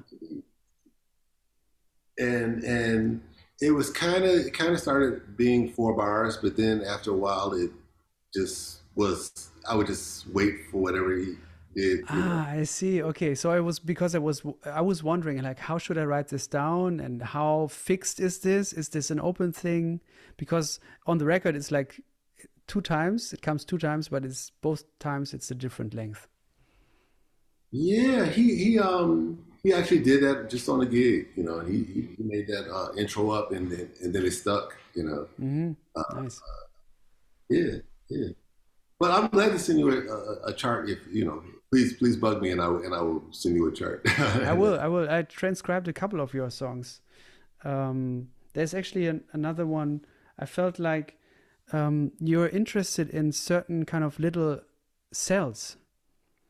Some cells show up in various songs of yours, but you always take them into a different direction, There's this one, there's Dark Knight, which has the cell. To me, it sounds like the core cell is like a perfect fourth with a, semitone at the top and at the bottom. Right. you know? This actually, I got that pattern from Winton. He did it going the other way. It was like a half step fourth, going up. If you go play the note, then up a half step, and up a Yeah, fourth, up a half step, up fourth. So yeah, I did the same thing going the opposite direction. yeah, So like down a half step and down a fourth, and so that whole thing is that pattern. Yeah. yeah.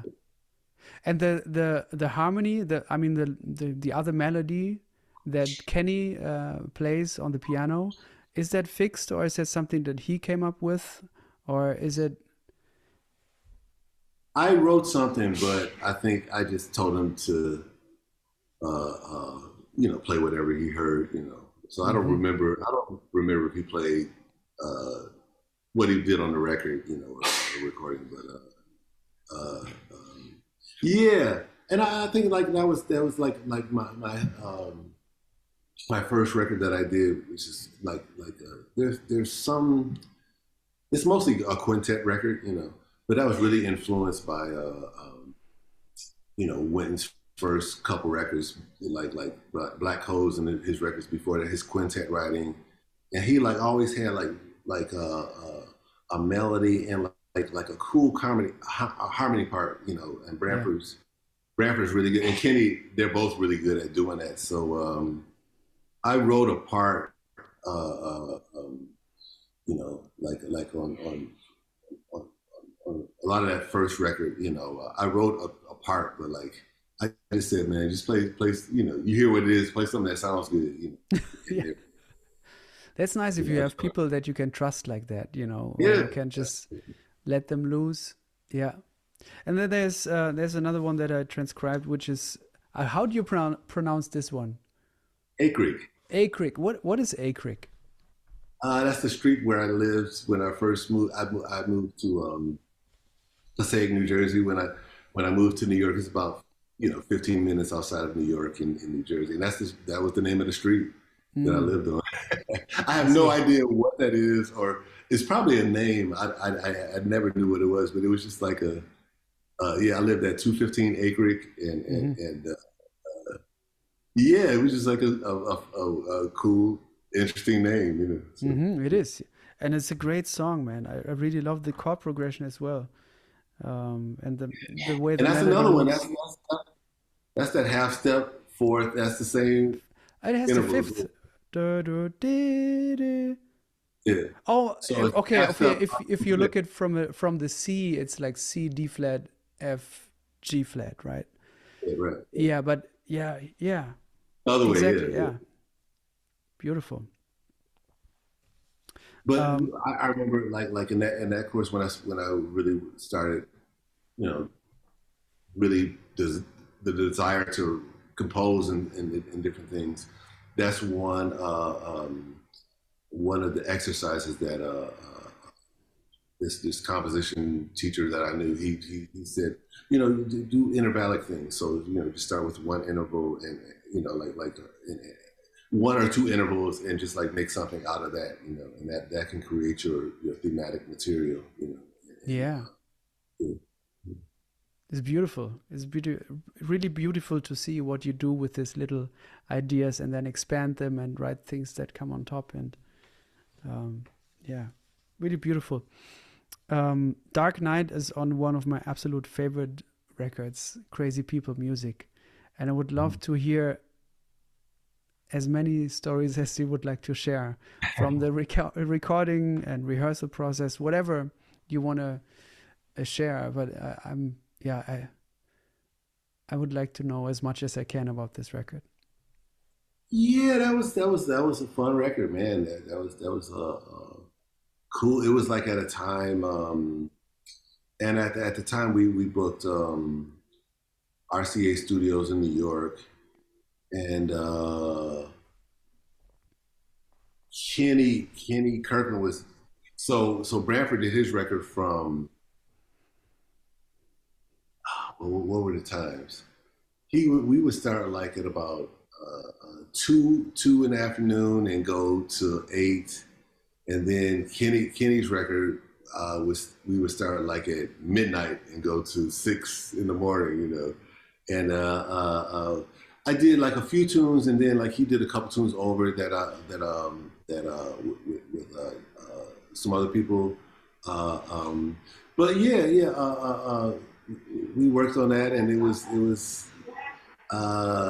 you know, at that time, I love Kenny and Tane, but they were notoriously late, so they would be like really. So I would get there like, pretty much on time. Maybe a little late because I knew they weren't going to be there. So Mm-hmm. yeah, I would get there, and then we would wait around, and Bradford would show me the tunes. Say, I want to try this, blah blah blah, and I would learn like whatever he's into, and then eventually Kenny and Tane would show up, and then we would order lunch, and then we would like record it. And the recording part was so fast, but it was just like a lot of waiting around, Mm-hmm. you know, and yeah, and you know, Bradford and we would have like a little conflict because we worked, that band worked all the time, and we had plenty of time to like work out the music ahead of time. But he would always wait till we got in the studio, and he would be like writing music in the studio, So most of that stuff was like, uh, I'm trying to think of what we had been playing on gigs. I can't remember the tunes that we had been playing on gigs, but like a lot of that stuff he wrote, like he had been working on in the studio, and we just did it, and then we do Kenny's record at night. So it was like it was So I think it was both 12 both records were done at the same time at the same time. Yeah, in the same studio. the same studio. Yeah, we just So stay that set up. so that track would you're on Revelations, I think, on his Right. album, right? Yeah. Okay, so that's from the same studio setup, same because it sounds well, maybe it's mixed from a different person or something. It definitely was. And yeah, and Kenny had some other electronic stuff on his record too. Yeah. But we did like yeah, we it was supposed to be like both records were like 12-6.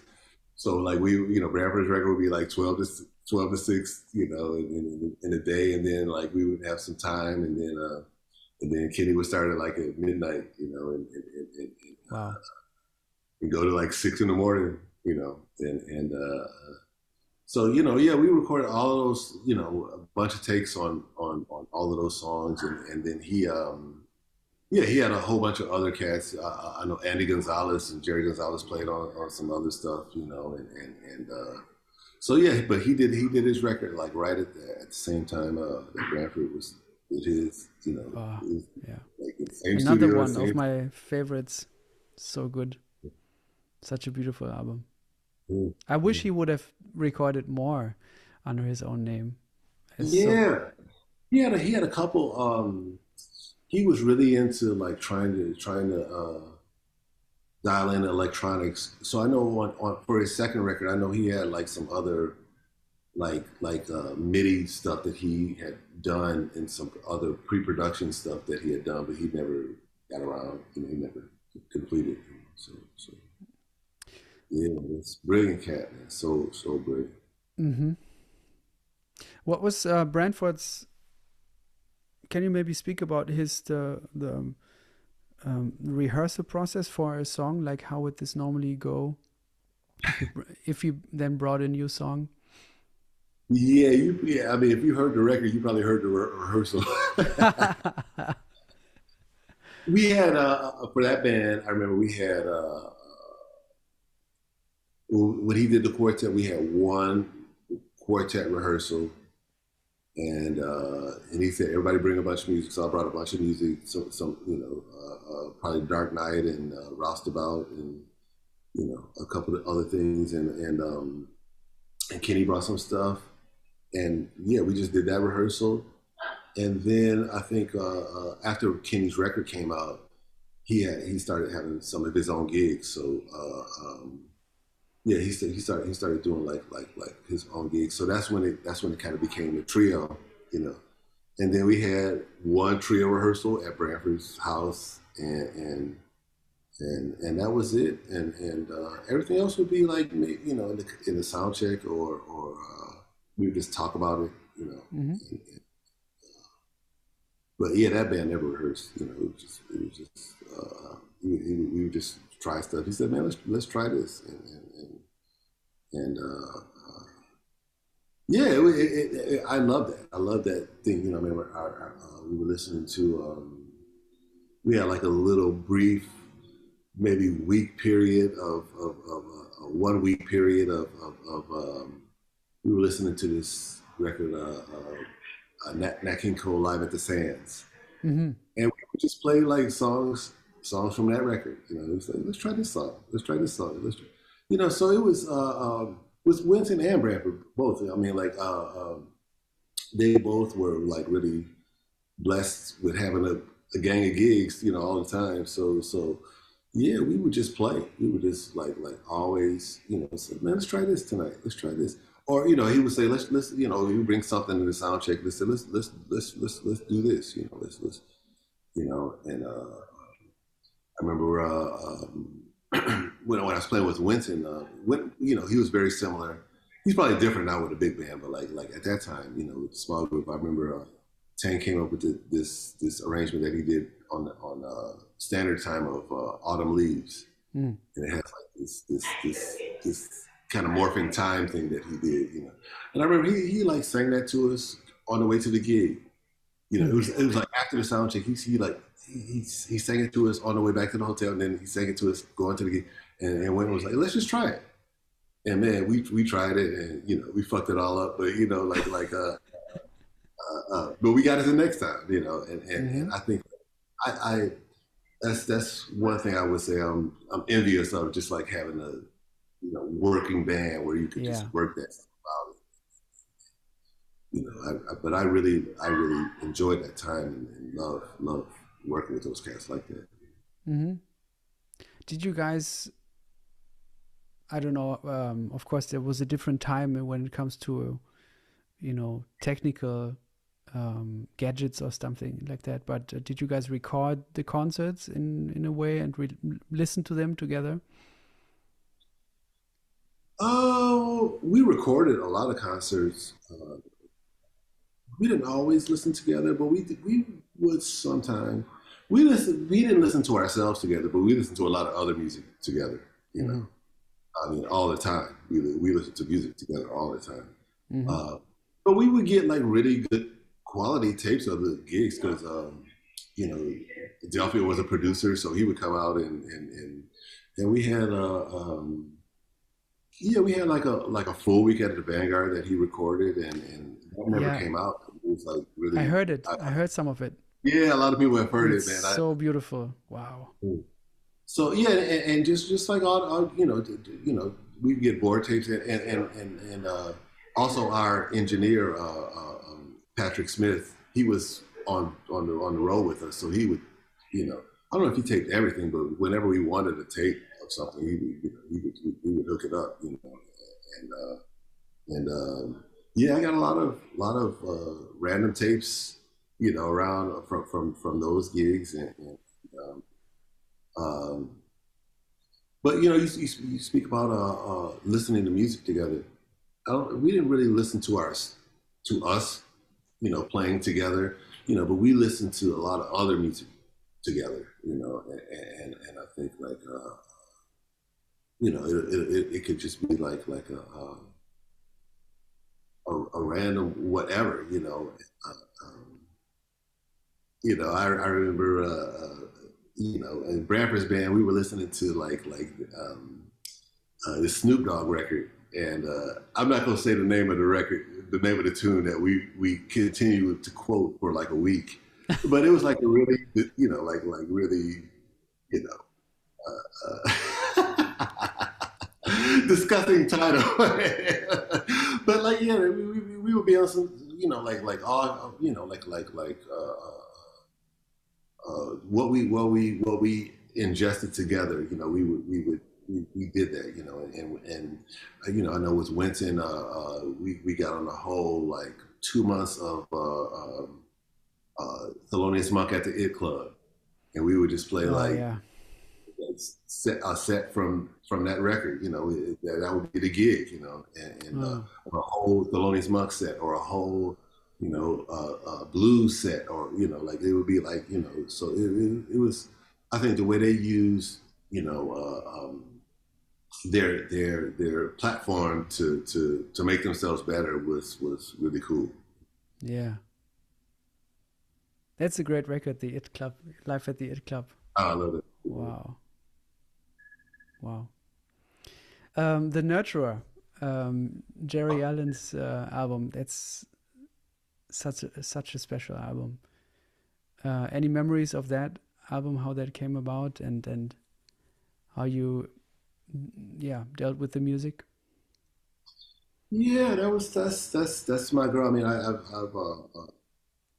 I've been playing with Jerry since I was 15 years old. You know, we both played with Marcus Belgrave together here in Detroit, and that's just one of my dearest associations. With her, and it was really cool. She wanted to do I think except for Tane, everybody's from Detroit on the record.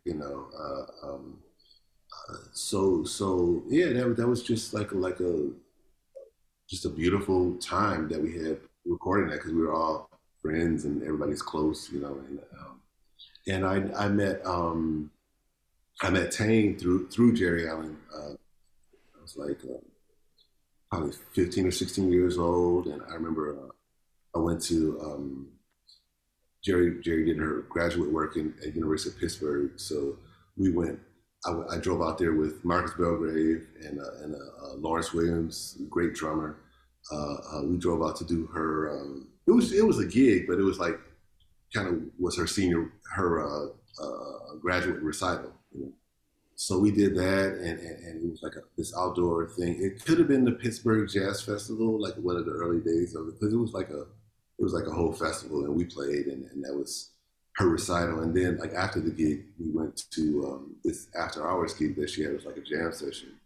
And that's where I met Tane and Dwayne Dolphin and like all these Pittsburgh cats. And so yeah, we played, and that was kind of the first time that Tane and Jerry and I played together, Mm. and we just had a great connection then. Uh, um, and we did a few other things together as far as gigs. I know the first, like the demo that I used to get my first record deal was with Jerry and Tane, uh, myself, Branford, and Terrence Blanchard, and Wow. uh, we had a lot of fun. That could have been the Oh. record too. Oh, I want to hear this. This sounds like an Yeah. incredible band. Wow. So it was like we played like maybe four tunes that I did on my very first record. And yeah, we recorded it at Andy Snitzer's studio downtown, and uh, yeah, we always had a great time playing. And I know Jerry and Tane and I, we played a few other times, and Hmm. it was always great. And then she wanted to do that record, and Tane just kind of fit in, he Hmm. with all the Detroit people, and there was another drummer that was playing with us when I met Tane. His name is Lawrence Williams, and he wrote the tune number three that's on the record, on Jerry's record.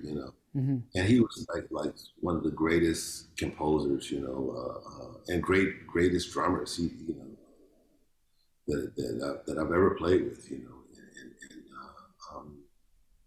Yeah, I just remember him, Lawrence Williams, great musician, and I think she played two of his compositions on that record, number Hmm. three, and maybe she might have played number four Hmm. as well. He had like this a ballet that he wrote, and it was all like number one, number two, number three, number four, and yeah, it was great. I love that record, man. It's, Yeah. it's, it's, it's one of my favorite records, that I'm associated with. Yeah.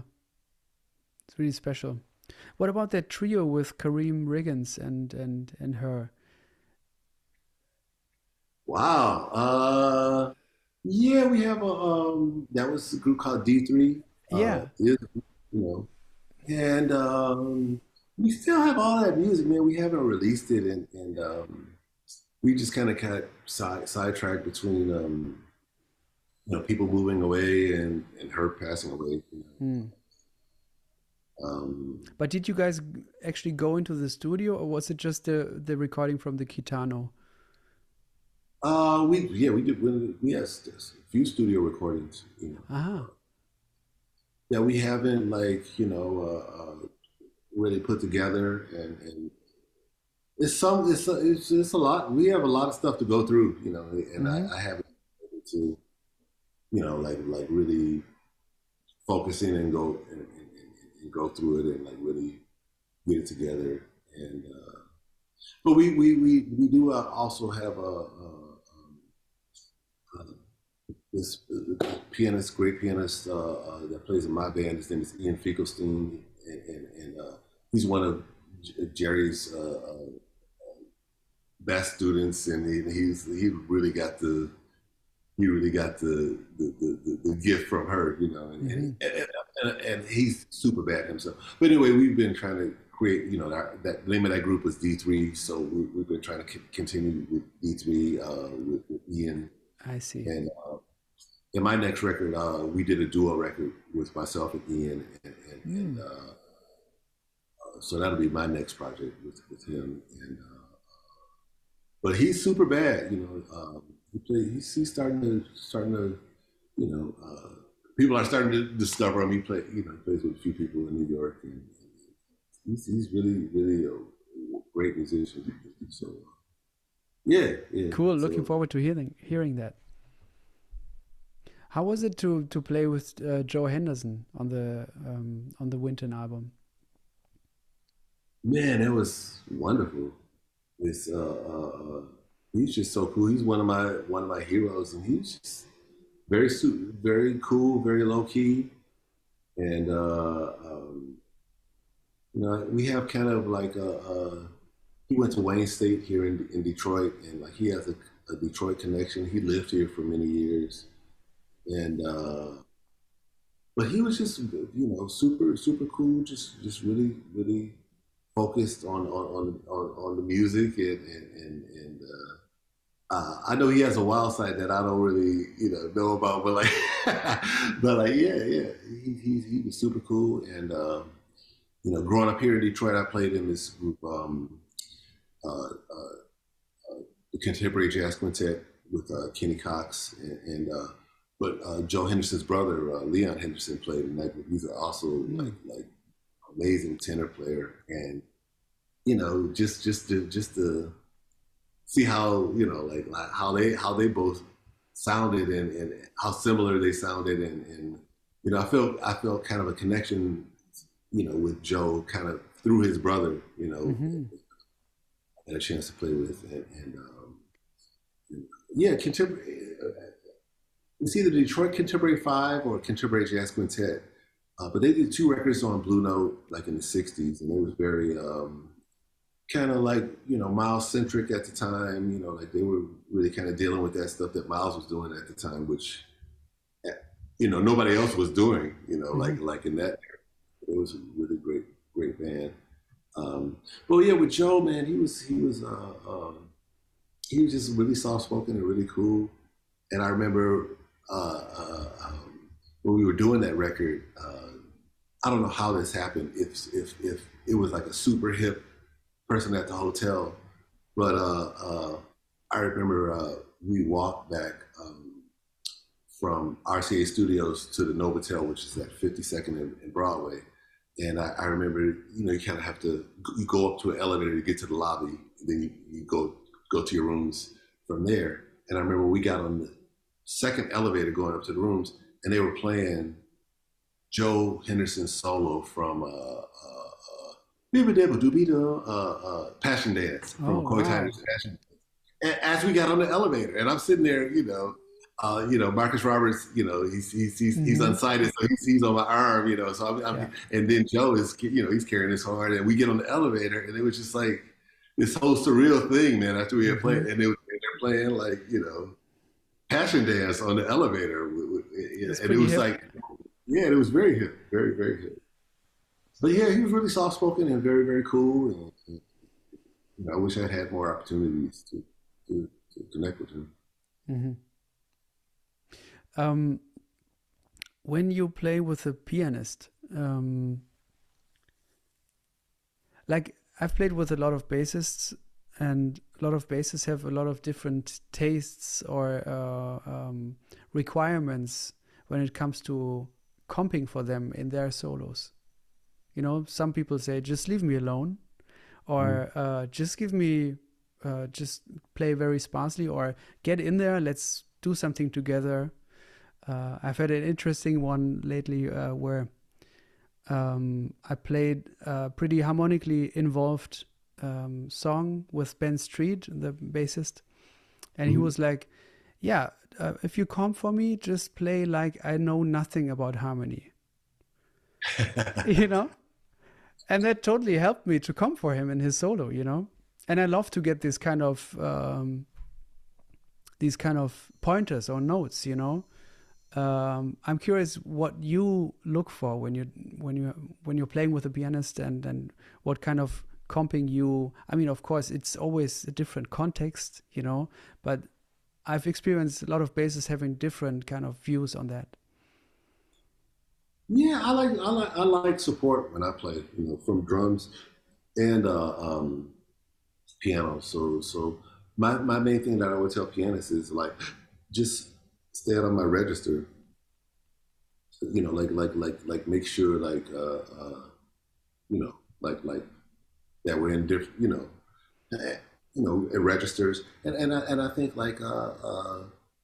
to kind of, I don't like copycat comping, I'm going dun dun dun dun dun dun, Yeah, like everybody can jump in, So that would be my only thing. I don't really like the copycat thing, and then I think uh, I like input. I don't like. I'm not one of those. Just stay out of the way.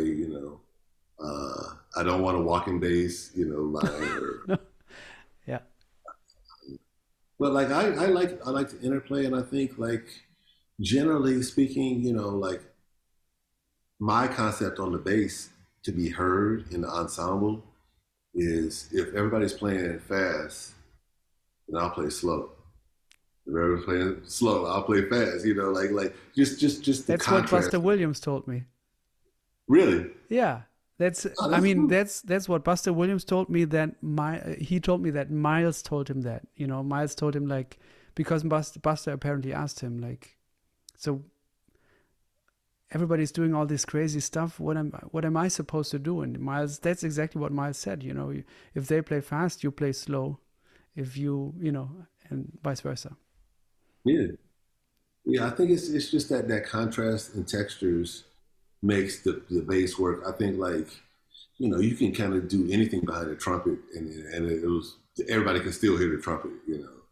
But I think yeah, you can do anything behind saxophone because they can just play through anything.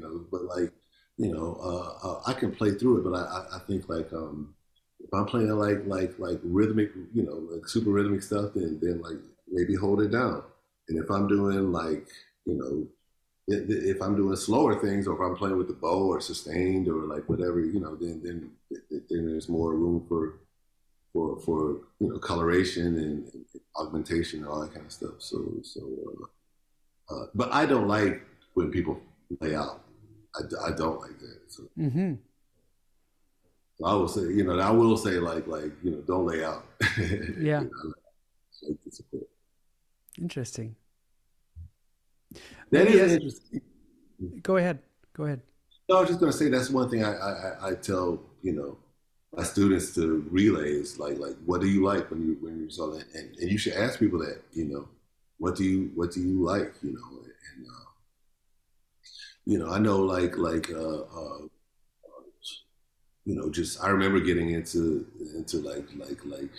you know it was a big shouting match with Kenny Kirkland, you know, like because you know I like I don't always play the root, you know, so yeah, you know, and he wanted more, you know, of the root and like you know like less me, you know, changing shit around, you know, so yeah, you know, and he told me, you know, like very adamantly, you know, like what he wanted, you know, so I think like you know, before it gets to the to like a elevated stage, you know,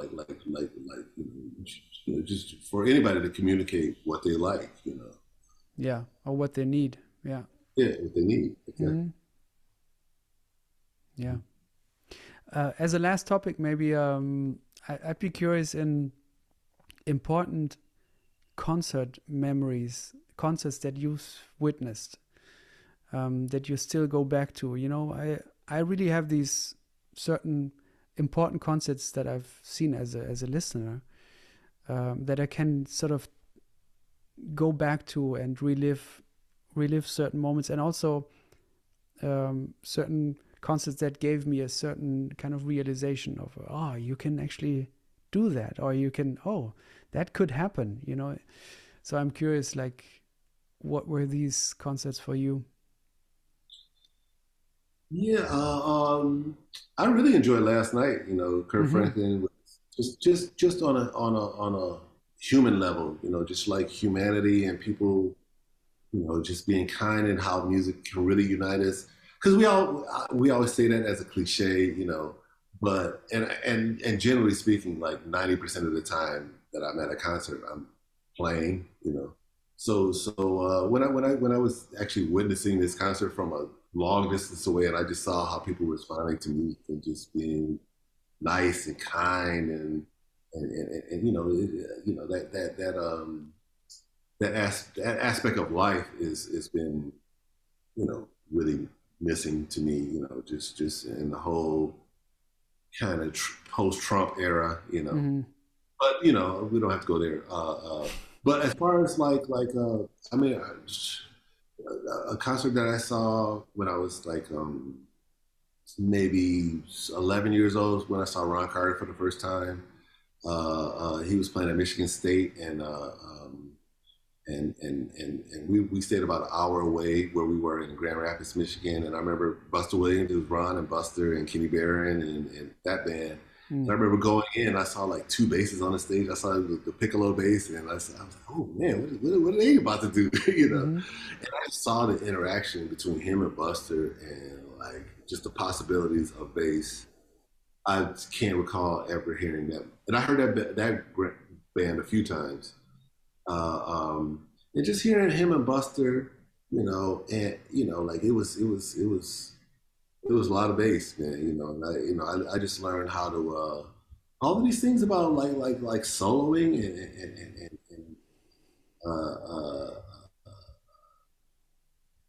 just like kind of like that was like kind of my first seeing like somebody actually play a solo while a bass player was supporting them. And then like how Ron would just sit on a note or like you know he didn't feel a need to play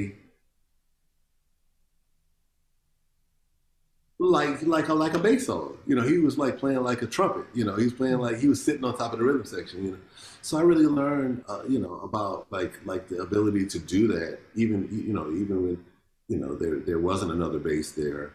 And just how to sit there. And then I just heard like him and Buster just like how they did all them triplets, you know, like all the triplets and all that kind of stuff.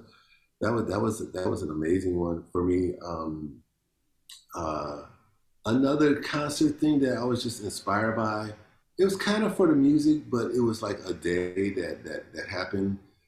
My father came home one day and he had tickets to Chicago, tickets to the band Chicago, and like I wasn't super into them, you know.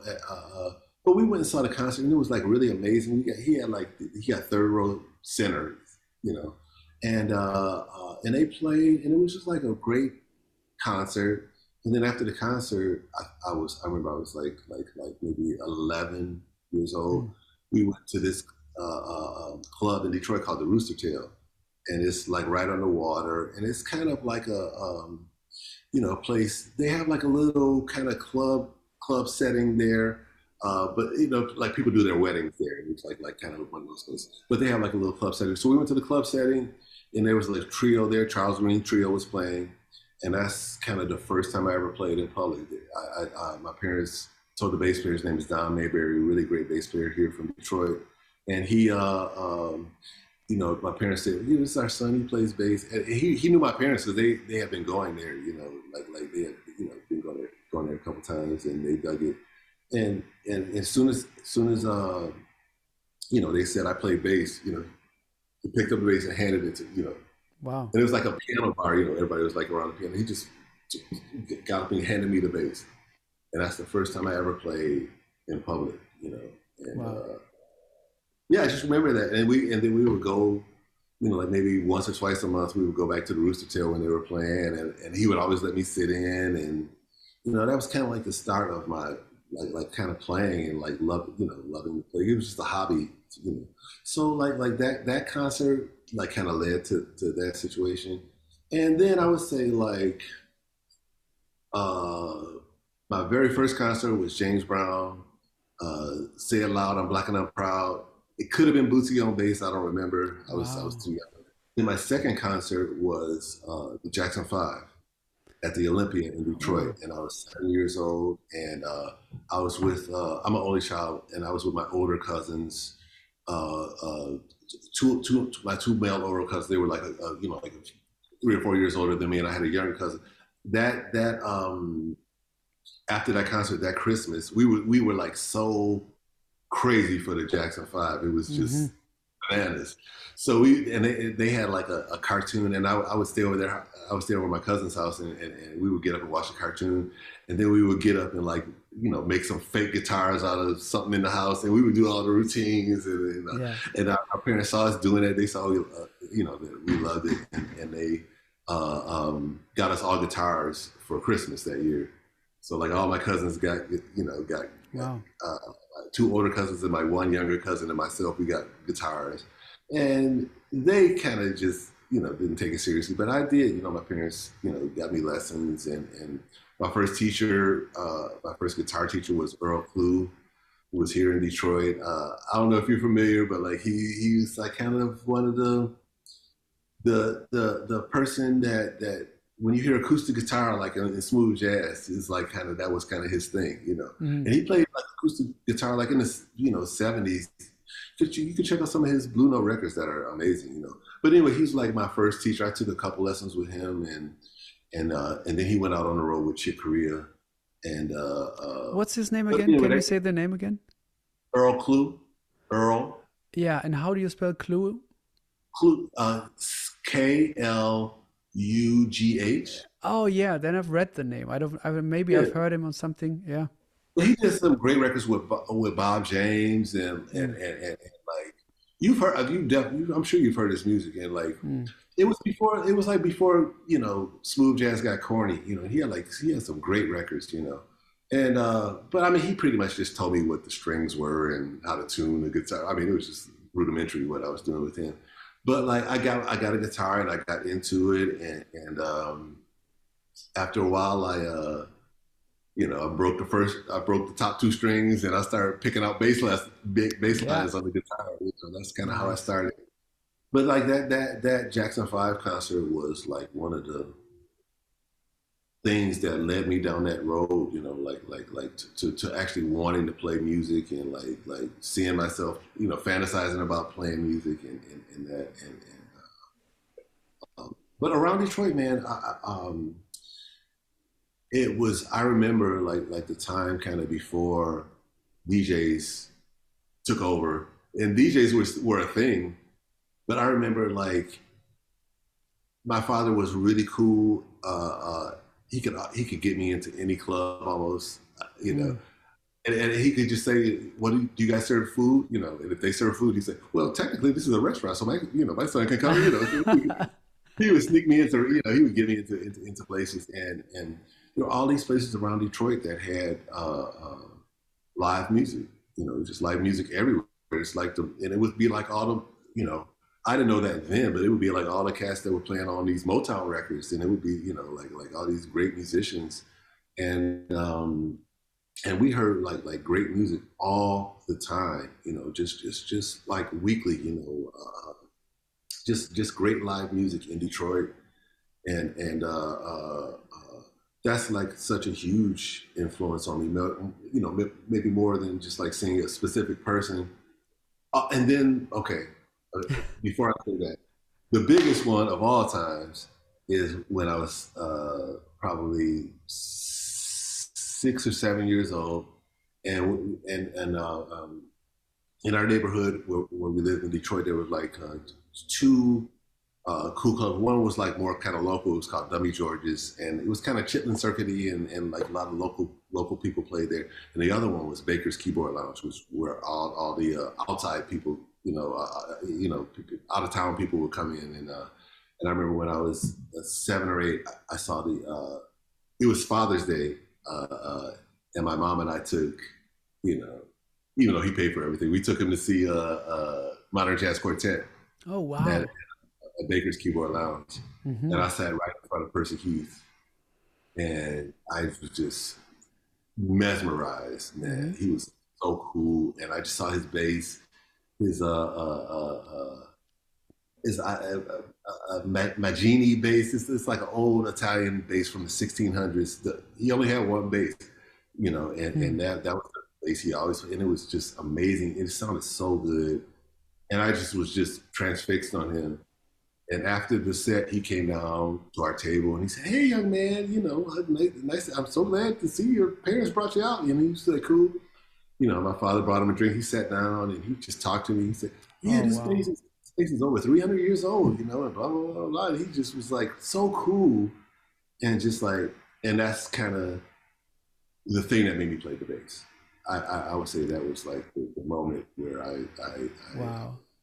decided to play the bass was then. And then years later, I was playing at the Nice Jazz Festival, and I was just, you know, it's outdoors, so I was just going around checking out all the different bands, and I saw Ray Brown, and I said, "Hey Ray, how you doing, man?" This is after I had the lesson with him, and everything, and you know, we hugged and we were talking, and I said, "Man, I didn't see your name on the schedule. Who are you playing with?" He said, "Well, I'm not playing with anybody, man. I'm just tour managing for the Modern Jazz Quartet." I was like, Whoa. "What?" And he was like, "Cool, man." I was like, "Oh man." So I was like, "Man, Percy's that's my man. That's the reason why I played with." He said, "Oh, man, you want to talk to Percy?" He took me back and we talked, and then Oh Percy wow. played the same bass that that I had seen him play, and but before that, Ray was like packing up Percy's bass. He like picked it up and he was picking it. You know, he was doing all the he was packing up the drums and he was like doing all this. You know, but Incredible. what I didn't know was at that time he was also Quincy Jones's manager, and he was managing, and I think he had some physical issues with his back, you know, where he wasn't playing, but like for a long time he was Quincy Jones's manager, and he was tour managing for Modern Jazz Quartet, and but I know I'm rambling, man, This is but yeah, what the podcast is about, you know, it's about rambling. So keep on going, actually. man. Yeah, but that I had to actually find that concert that meant that thing to me. But that Modern Jazz Quartet concert, probably in the mid early '70s, like that was the one that like put me on my path. And I just remember like having Ray Brown connect me again to Percy, and I told Percy that story about and it was just like really really nice, and yeah, yeah. So that's probably the one, that Modern Jazz Quartet Yeah. concert at the uh, Baker's Keyboard Lounge. Do you have a favorite record that you often go back to with Percy? With Percy, well, the one that I go back to is Blue Haze by Miles Davis, Mm-hmm. because I make all my students learn that bass line. Mm-hmm. So that's probably the one I go back to the most. But there's a great record that I heard about 3 weeks ago with the Modern Jazz Quartet with Sonny Rollins. Yes. Yeah. Oh man, Percy Heath is murdering that record, man. He's playing all these. I mean, he's walking, but he's playing all these slick rhythms and you know, yeah. He's such a beast, man. You know, he's so great. Just a little side question. When you were touring with Branford and Wynton, did you ever play opposite Miles, or did you have any kind of interaction with him? Yeah, with Wynton, with Wynton. I mean, before I was playing with, well, after I played with Wynton, and before I played with Branford, I did a tour with this trumpet player from New Orleans, Marlon Jordan. Well, we opened for Miles. That was yeah, it was with Billy Childs and Gene Jackson and Kent Jordan. Yeah, so we actually that was my one thing with Miles, and then my very first gig with Branford, we played at the Bottom Line. That was the very first gig we ever did as a quartet. Miles was there. Miles, it was like some kind of thing for Columbia Records, and Miles and Bill Cosby were sitting together, you know,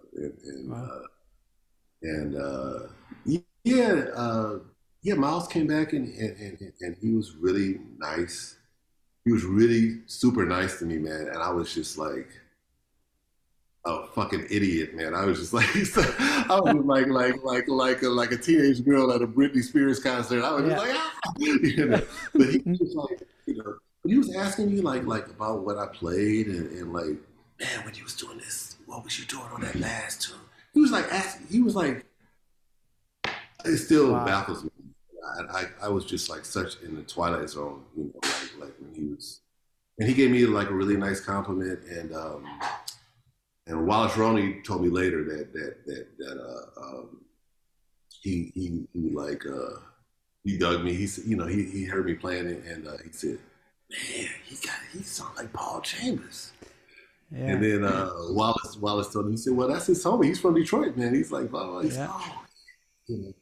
And Wallace just told me this story, you know, like years ago, and then he came backstage and he was like really nice to me, man, and I was beautiful.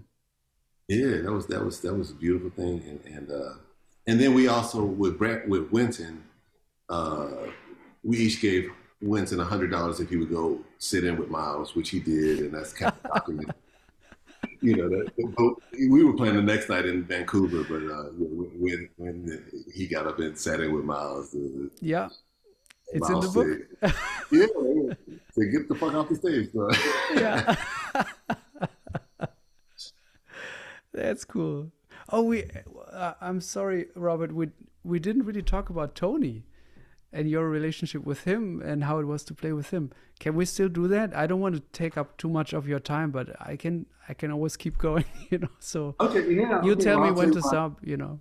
Okay, I'll tell you my quick Tony Tony Williams story. Well, when we first met, we did this record with Branford, Renaissance, with Kenny Kirkland and Quartet record, and he was nice to me. He was kind of standoffish, and I remember my first memory of me, you know, my first memory of like being around him was him just smoking a cigar anywhere, and then I remember he had this big cigar, and that's right when the big Sony headphones came out, and he had like this and the DVD Walkmans, you know, so he had like this DVD Walkman, and he had two DVDs. One was Cameo, Word Up, and then the other one was Janet Jackson, Control.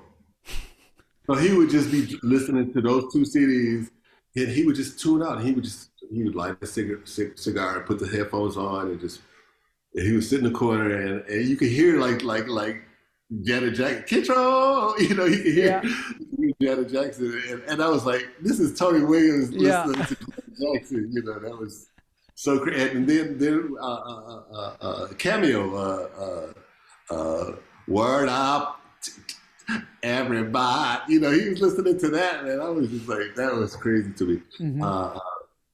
And then a few years after that, he asked me to join his band, and I did, and kind of through Mulgrew Miller's, helped out with me getting in that situation. But the story, once I got in the band, I remember we did a kind of a 3-week tour in the States, and then nothing for a while, and then we did this 6-week tour in Europe. So we got in Europe, and we would start kind of playing regular, every day or every other day, and about a week into the tour, I came to Tony. I said, "Man, Tony, what do you, is everything cool? Is there some stuff I need to work on?" And he said, "No, man, it's good, man. Music is great, but I just need you to play a little more on top of the beat. You could just kind of do that, I said, "Oh, okay." So the next gig, I kind of tried to do that, and I was doing it. And I asked him again, like maybe a week later. I was like, how's it going? Is it cool, Tony? Blah, blah, blah.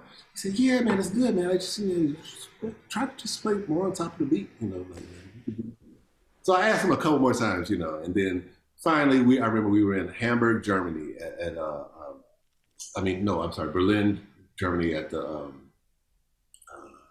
I can't remember the name of the club there, but and I remember it was like a really tight stage, and they had to open the window in back of the stage, and I had to put my amp in the windowsill, because it was so tight, So and I remember I got really sick because it was cold, but that night, that day before that, I'd asked him again. I said, Tony, he said, man, just play more on top of the beat.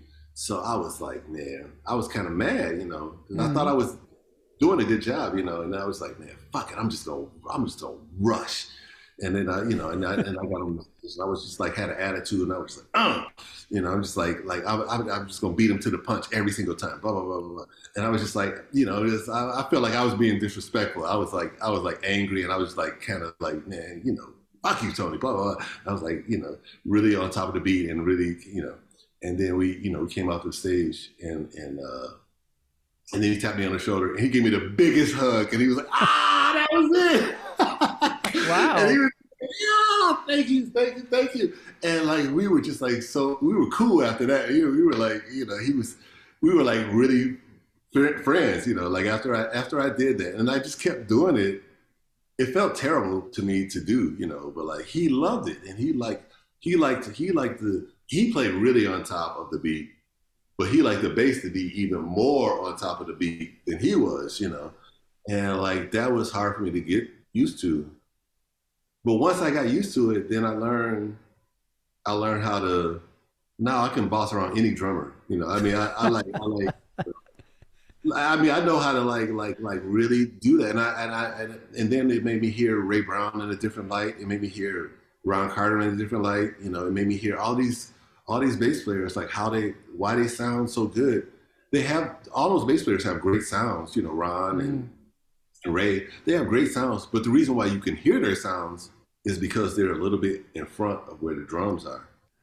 If they were right with the drums, you couldn't hear their sound as much. But like because they're a little bit in front, you could really hear the beauty in their sound and their attack and everything else. Mm-hmm. So yeah, that made me realize, and then I heard stories about Ray Brown, because he really plays on, he plays on top. But he was saying, like if you hit a rise cymbal and you play a low E, everyone's going to hear the rise cymbal first, So you have to, in order to be heard, you have to be in front of that, you know what I mean? Your attack has to be in front of it, because the waveforms of the bass are so big, and so slow, that you have to really anticipate all of that stuff. So like that's one thing that Tony really put on my mind. And when I thought I was being like, I thought I was dissing him and being mad disrespectful, he loved it. He was like, "Oh, that's it. That's what." and yeah, I learned so much from that. So that was, and ever since then, man, we were like so cool. We were like so. Wow. Did he ever tell you stories about playing with Miles in the 60s? Yeah, yeah. Yeah, he talked about a lot. I mean, I asked him. There was this one morning where it was kind of the first time. It was in Germany. It was the first time I asked him about like how I can do the gig better and get better and then it was like 5 a.m. and I remember we were really early and the rest of the band was kind of lagging behind and and then I started asking him about bass players and I started asking him questions about different cats and I every bass player I brought up he hated and I was like Richard Davis. No, so I said Ray Brown. He said Ray Brown. Man, I like Ray Brown, but I mean, he's a great bass player. But he's always like, I am Ray Brown, and I play. And then I asked him about a couple other people. Of course, Ron. He was like, Ron. He loved Ron. And then I asked him about Richard Davis. I said, "What about Richard Davis?" He said, ugh. And I was like, "What?" I was like, "Man, what about that Eric Dolphy record, Out to Lunch? Man, y'all sound so amazing on that." And he was like, "Well, that one was good." And and every bass, but he hated every bass player. That was so funny to hear him. Wow. And I asked him about Jocko, because I know they did. He and they had the Band of Doom or something with Trio of Jocko. Doom. Trio of Doom with McLaughlin. Yeah, McLaughlin, and he was like, well, and I don't want to talk about Jocko that like that, but he was, essentially they rehearsed a lot and they got it together, and when they got on the gig, Jocko just did whatever he wanted to do. So yeah, he was kind of dark on Jocko for that. But yeah, he's.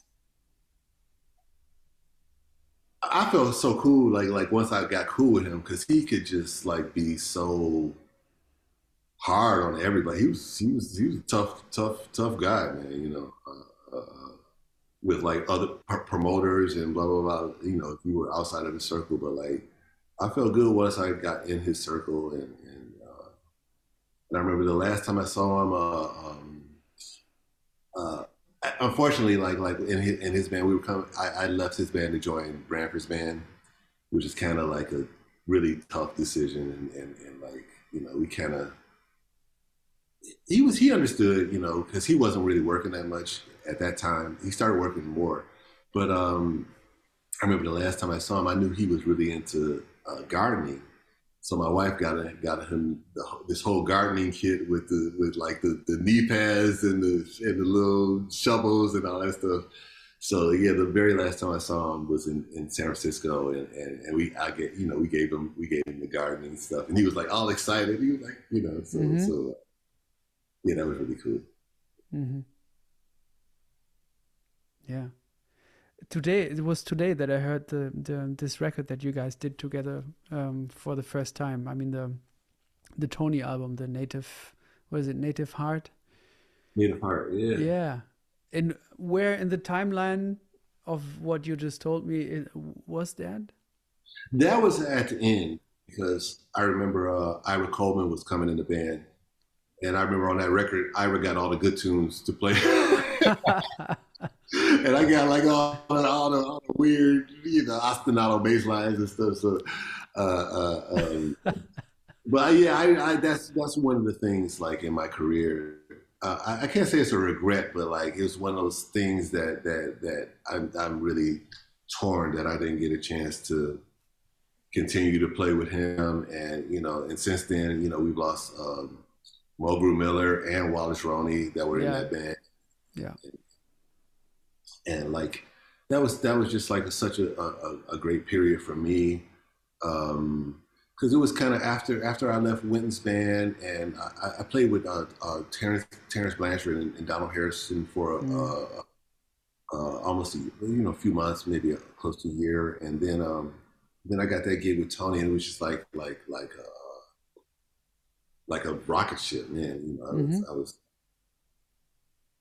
and I think before that, I also had played with mostly like my peers or musicians close to my own age, you know, except for like early with Marcus Belgrave and like early. But when I, you know, like when I once I started playing with Wynton, I started playing with like mostly young guys, you know, and Tony was like kind of the first, you know, older musician that I whose band I actually worked in like that, you know, and yeah, that was a great time and yeah, he had great stories about Miles and that group.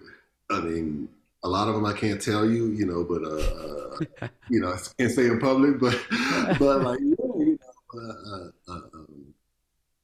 yeah, he was super cool, and I think I got even more out of that situation because Wallace Roney was such a student of Miles Davis in that band. He like knew everything about Tony, and he was like always asking Tony questions, and I would just be like, you know, Yeah.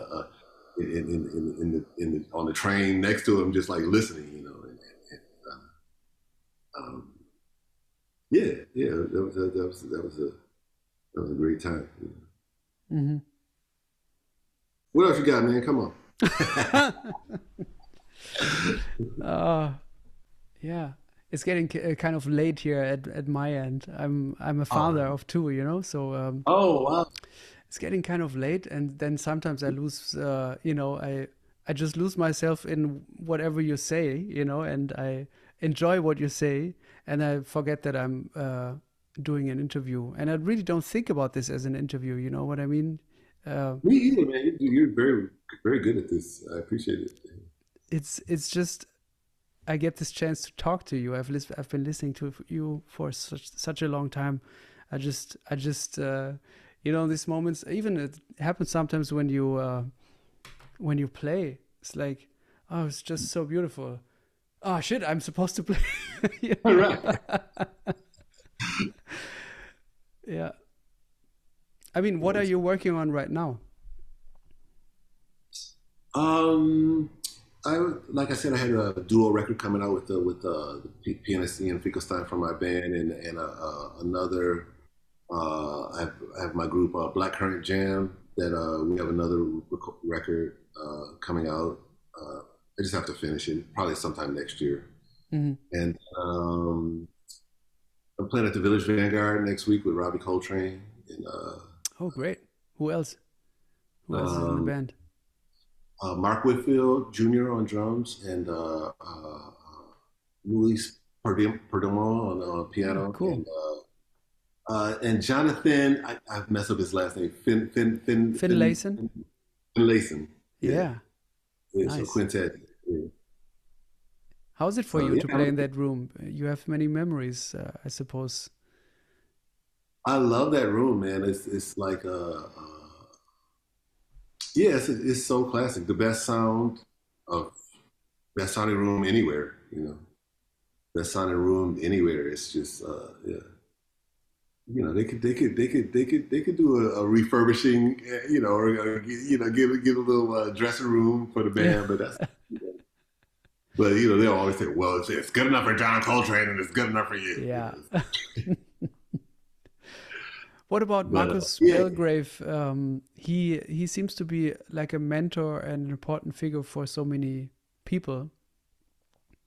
And he played in your bands, but he was in your bands. He was kind of the elder, also, right? In oh yeah, on the record. So I'm curious about your relationship to him and what you could learn from him. yeah. He put everything in motion, you know, for me, you know, and I get, you know, he came to my high school when I was like in the ninth or tenth grade, you know, maybe like 13 or 14, and he heard me and he asked my parents if I could start doing gigs and yeah, you know that happened, and then you know through him I met you know Jerry Allen and Kenny Garrett and all these great you know musicians that played in his band, and it's just yeah, he's just was a fixture here in Detroit, What and were I didn't his realize. qualities as a person or as a mentor? Yeah, he's like he actually I kind of still aspire to really seek out keeping the music live. I mean, he was like a soldier for the music. I mean, he was.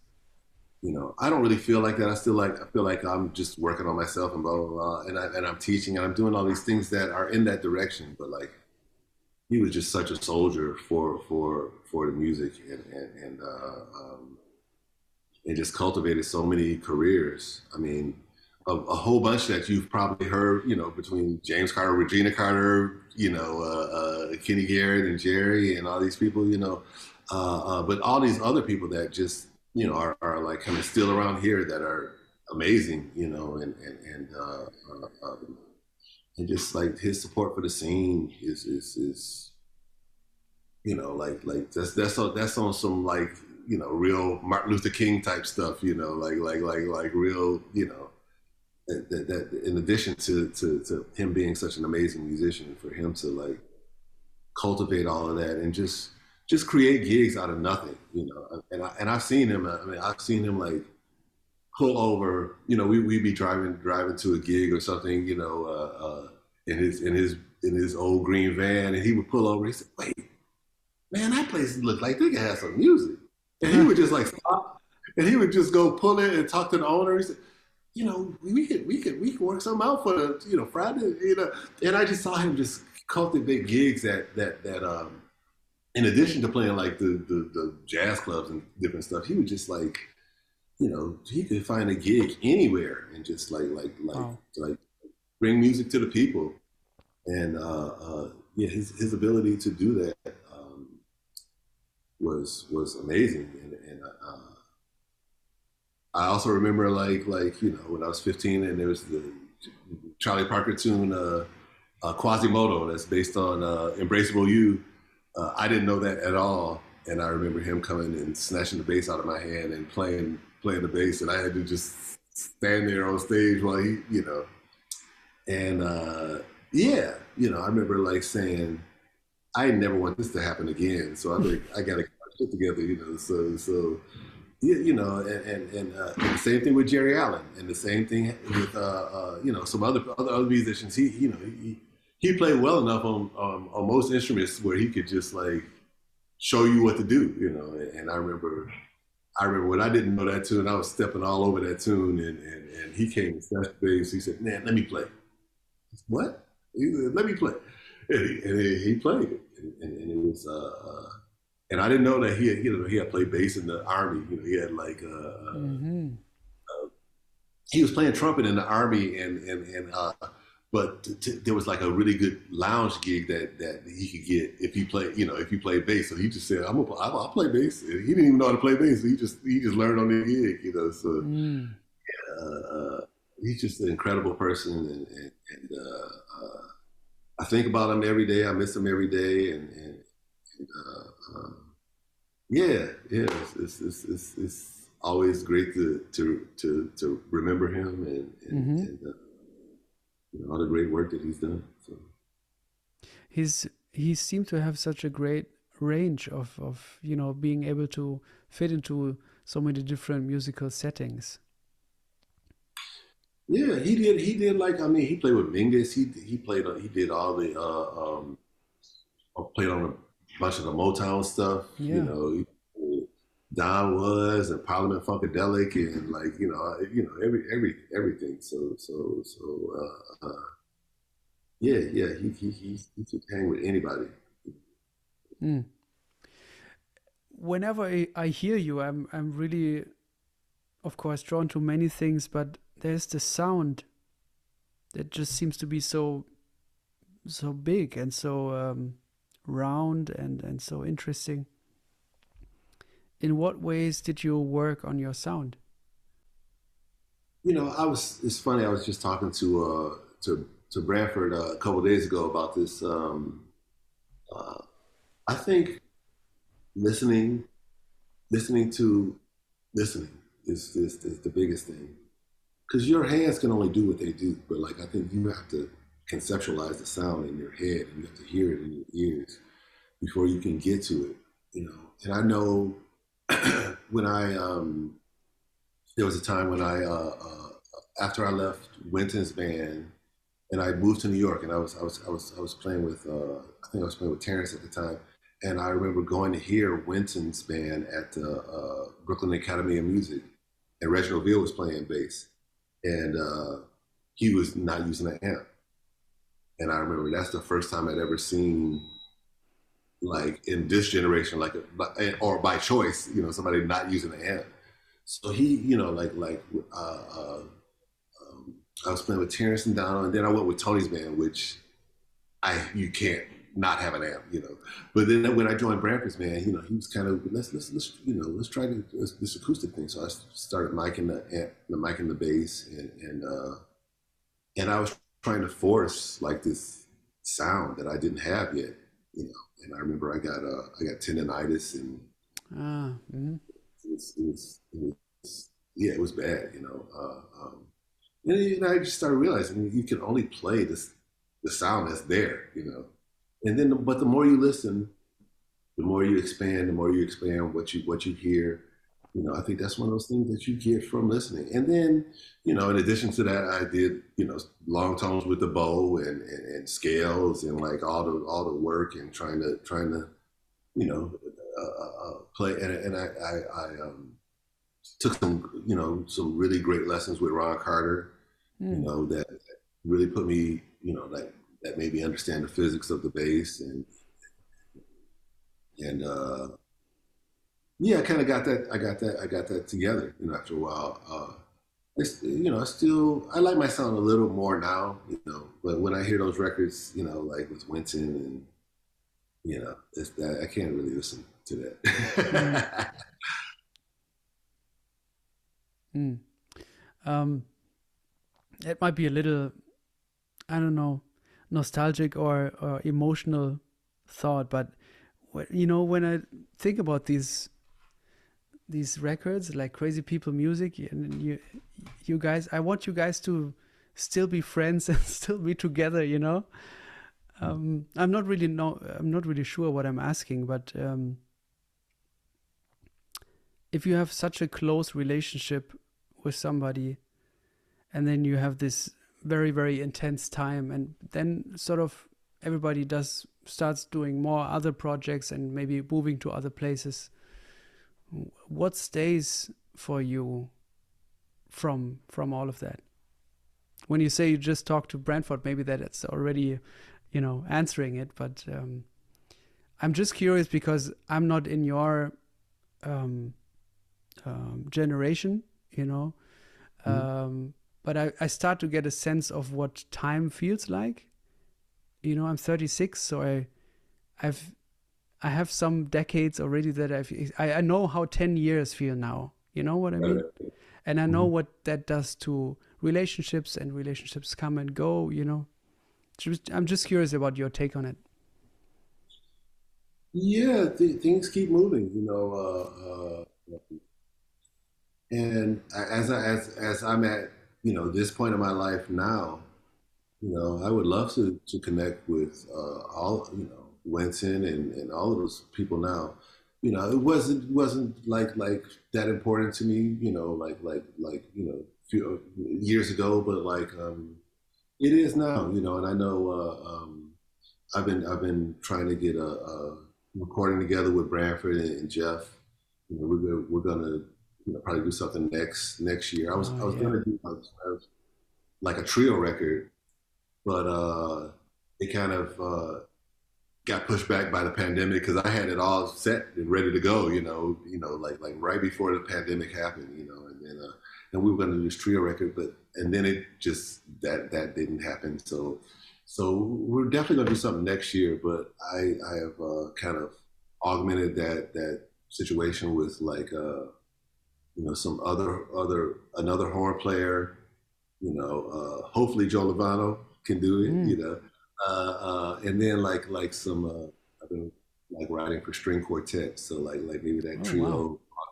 by a string quartet or something like that. I got a couple of pieces that I have done in that format. So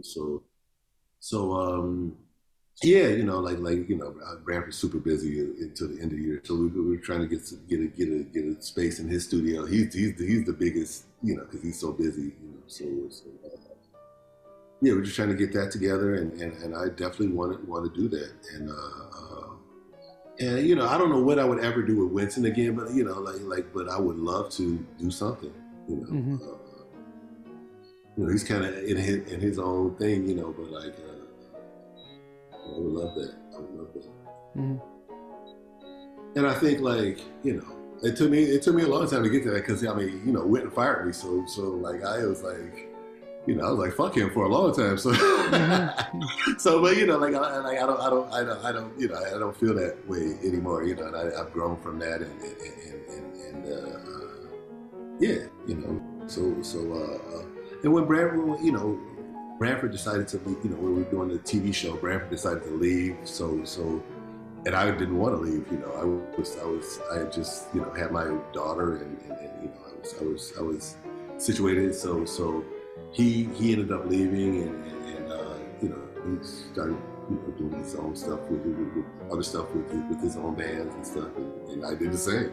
So, yeah, we just been, not in the same place for too long.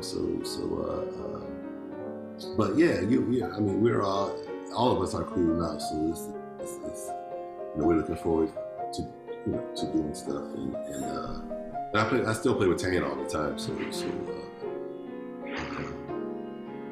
yeah, we just played the